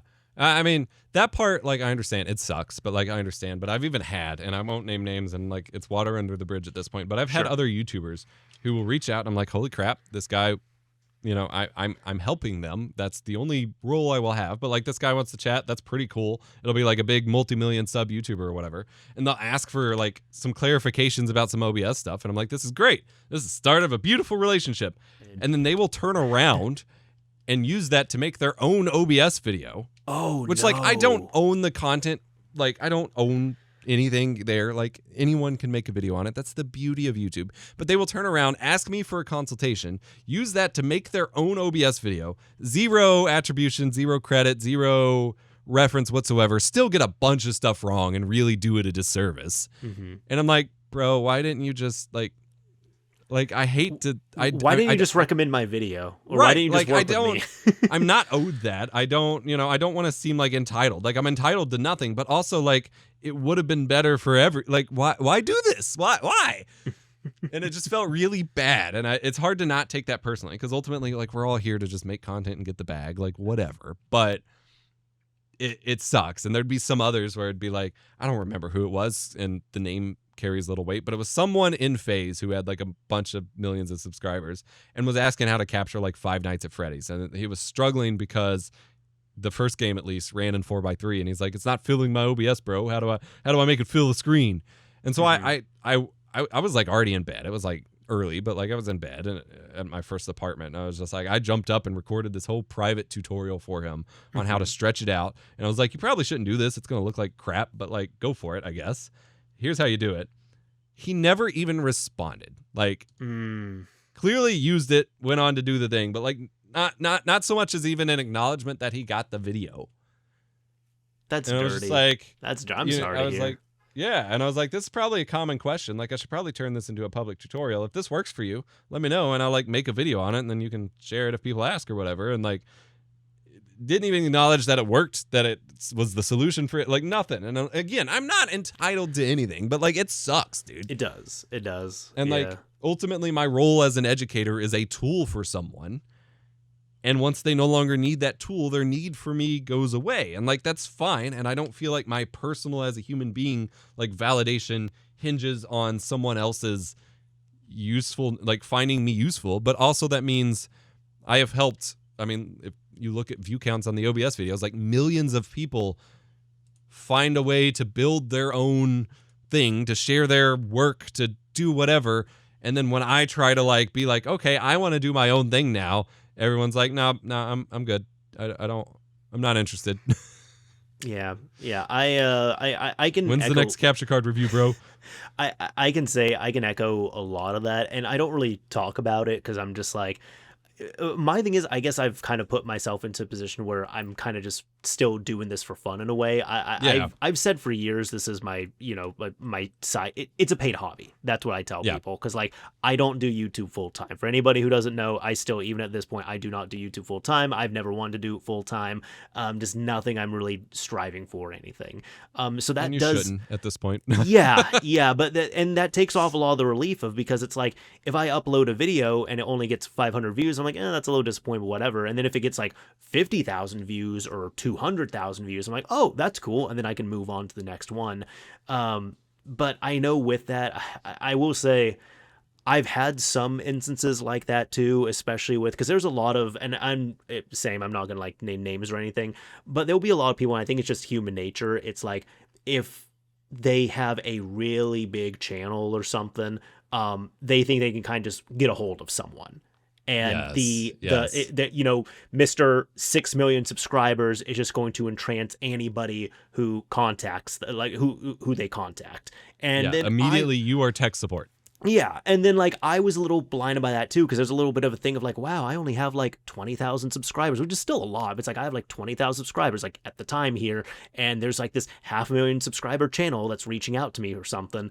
But like, for several years now, I don't know when I implemented it, but I have a little more of a personal approach on it. And I've actually, fun enough, I've never talked about this publicly either, but it's a thing for me of like, if I'm going to help out, like if someone just going to kind of cold call me, something like that, just hit me up like that, I'll kind of just treat them the same as other people. And if they're asking me something of like, in my example, in my world, it's like, hey, how do you mod a PS3? I'll just be like, I have a video on that. And if they want like specialized support, I'm like, nah, I have a video, dude. That's it.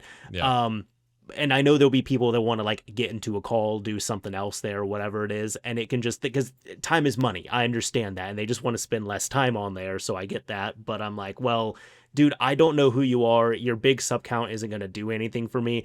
And it's even a thing, like several times when there's been like people bigger who've reached out to me, I look and I'm like, dude, I don't like your content. I would not like your content. I would not reach out to this. So there's kind of like a little bit of a personal element there as well too, because on the flip side, there's been much smaller channels. Like, let's say, there's a channel with like 2,000 subscribers, and I might already be subscribed to them. I really like their content, and maybe that's how they get to know me there. Like they see me comment or something. And there's been some, they asked me, they're like, hey, dude, I'm thinking of like doing this video, or like I wasn't sure about doing this, or how would you recommend doing this on the channel? And if I'm a fan of theirs, I'm like, no, dude, I want you to succeed. Okay, like, can you share your statistics with me? What's going on? Like, okay, this is what you should do. This is what I've seen. This is what can change. So for me, I get to take a more personal approach, which still keeps this fun at least. Yeah.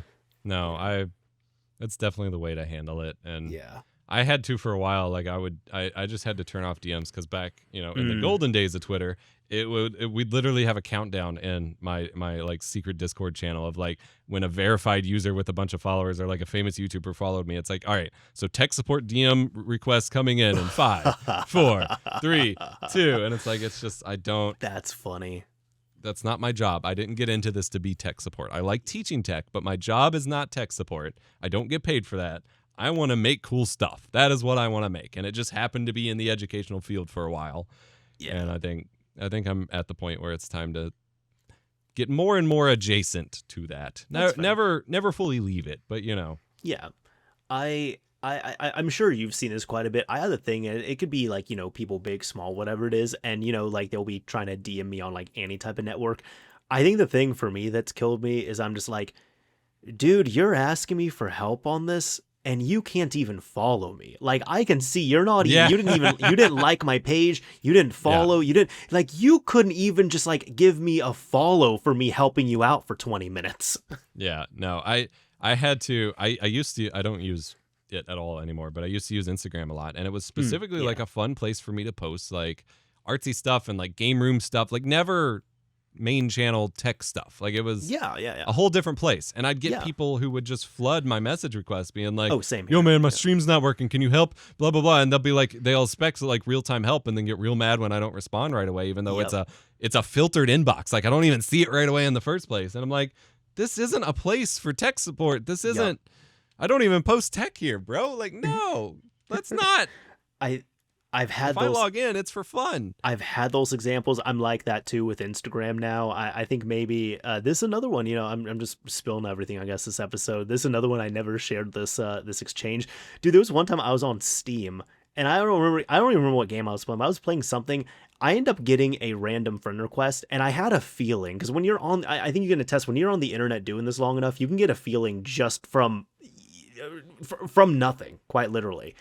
And I was like, I have a bad feeling about this, but I'm going to accept this person. So I accept them. Within like 5 minutes, they message me and they're just like, hey, so I'm having trouble. Like I'm trying to mod this system. I'm running into this issue and I don't know what to do here. And I'm not sure about this. And I remember I just messaged them back like, no, chill. I was like, dude, I'm just trying to play a game. Sir, I'm in the middle of a massive boss battle right now. Yeah. And they replied back. They're like, yeah, I know. I saw that. I'm sorry. And I just unfriended them. Yep. No, I've had to lock down friend requests for that reason because it's just. Yeah. It's one of those things where it's like, hey, I'm sure like you can echo this, but it's like we're not trying to be entitled, but it's like, hey, we're gonna be human too. So it's like I'll be honest, like even like my Instagram, I don't like you, I don't really use it that much now. I maybe open it once, maybe twice a week, and really I just like to look at some modding stuff and funny Shiba Inu videos. Yeah. Well, yeah. I think, it's kind of the point I want to turn down a little bit here. But one of the things that I always cover on these episodes that I want to ask you, which I don't know where this is going to go, actually, because we were talking about this a bit before. But what games are you currently playing?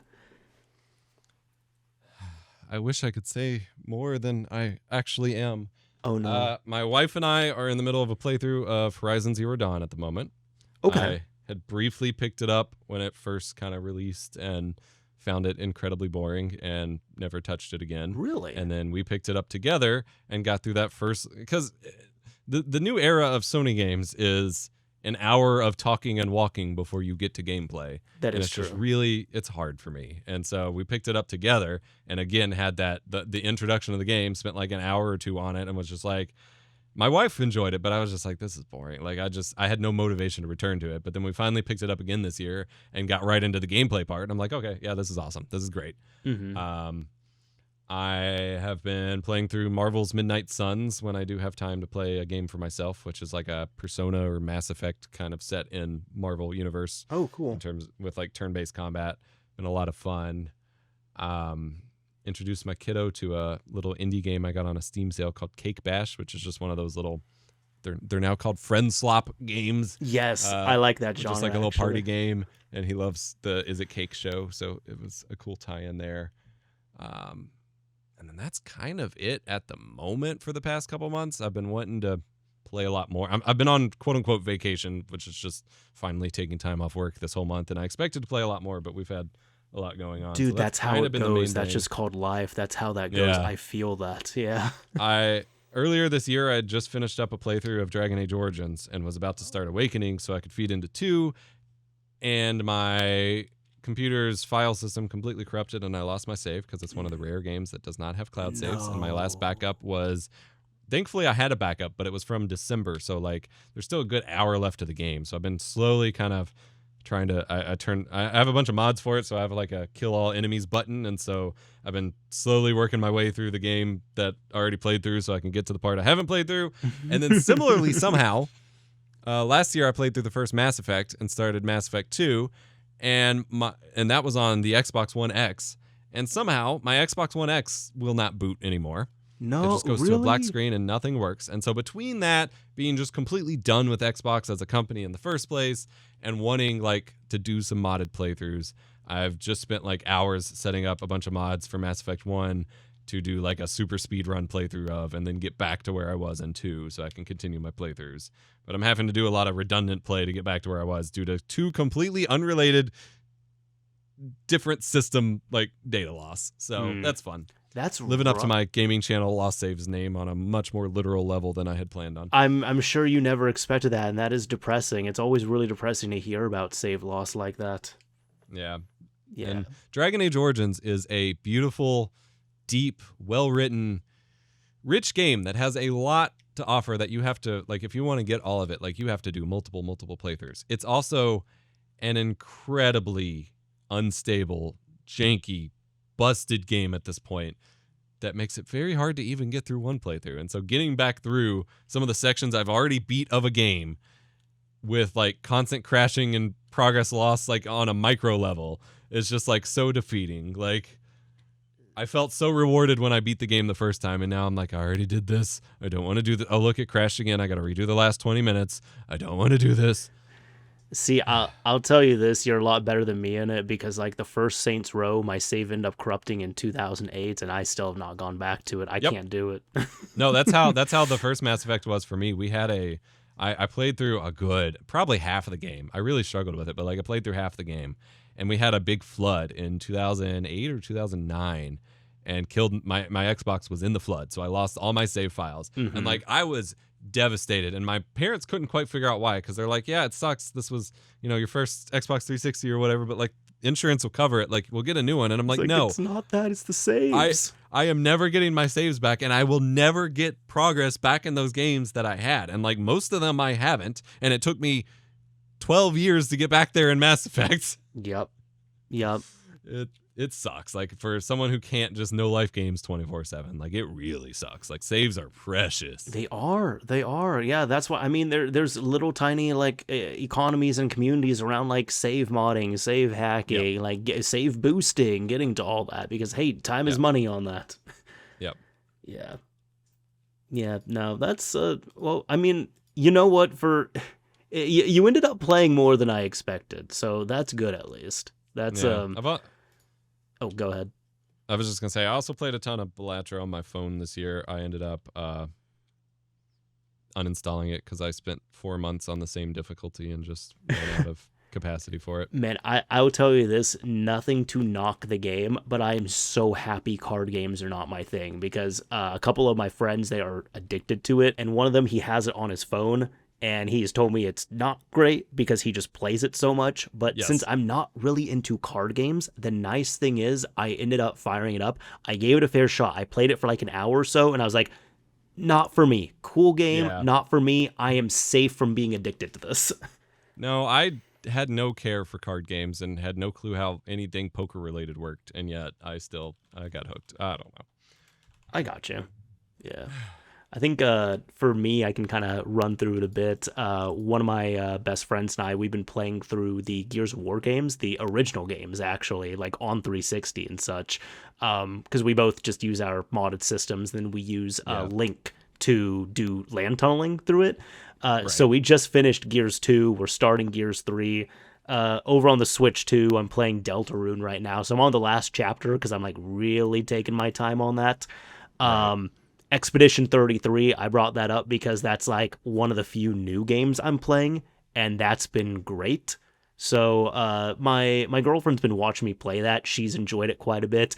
There's some of the, like, one of the characters, the way he talks is really funny, and like she's enjoyed it. But then when I start imitating, she's like, "Okay, dude, you don't need to imitate it. Like I hear it in the game, it's fine." Yeah. So no, Expedition 33 has been really good. Split Fiction, we just picked it up. It was one of those games where it's like, I like supporting Joseph Fares and his titles. Yeah. So earlier this year, my girlfriend was really busy, and I told her, I'm like, hey, I want to play this with you, but like, please let me know once you have the availability, because once you do, we can play it together. It was on sale for Prime Day, so I ended up picking it up there. It's good. The thing is, I also forget. I don't know if you've played his games, but like they seem to get more intense the newer games he makes. So this is like the type of game, Split Fiction. It's just you immediately jump into the action. And actually, I think you might like it in that regard, but it's like you can't just like chill out and like lounge on the couch and play this game. Yeah, you got to be like in it. Exactly. Yeah. So she was just like, hey, like, she's like, it's good, but can we like play something else right now? I can't really like deal with this at the moment. I was like, oh yeah, that's fine. That's fine. I was like, I'm sorry, I haven't looked it up. I don't want to get it spoiled, but it's like, wow, the first 30 minutes, you are really working for a video game. Yeah. And then Well, thanks for having me on. oh, of course, of course. Yeah, no, I know, well, with the little abrupt thing here, I know EposVox, he's got to go here, so we'll get him out. But no, for sure, thank you for coming on, man. It's been much appreciated. It's been a blast talking with you. Before we have you go, though, I like to do something at the end of these episodes. I like to have a keyword or key phrase, and if people use that in their comment on the video upload, we'll know that they made it to the end. So I'm going to leave it to you, my dude. What keyword or key phrase should people use?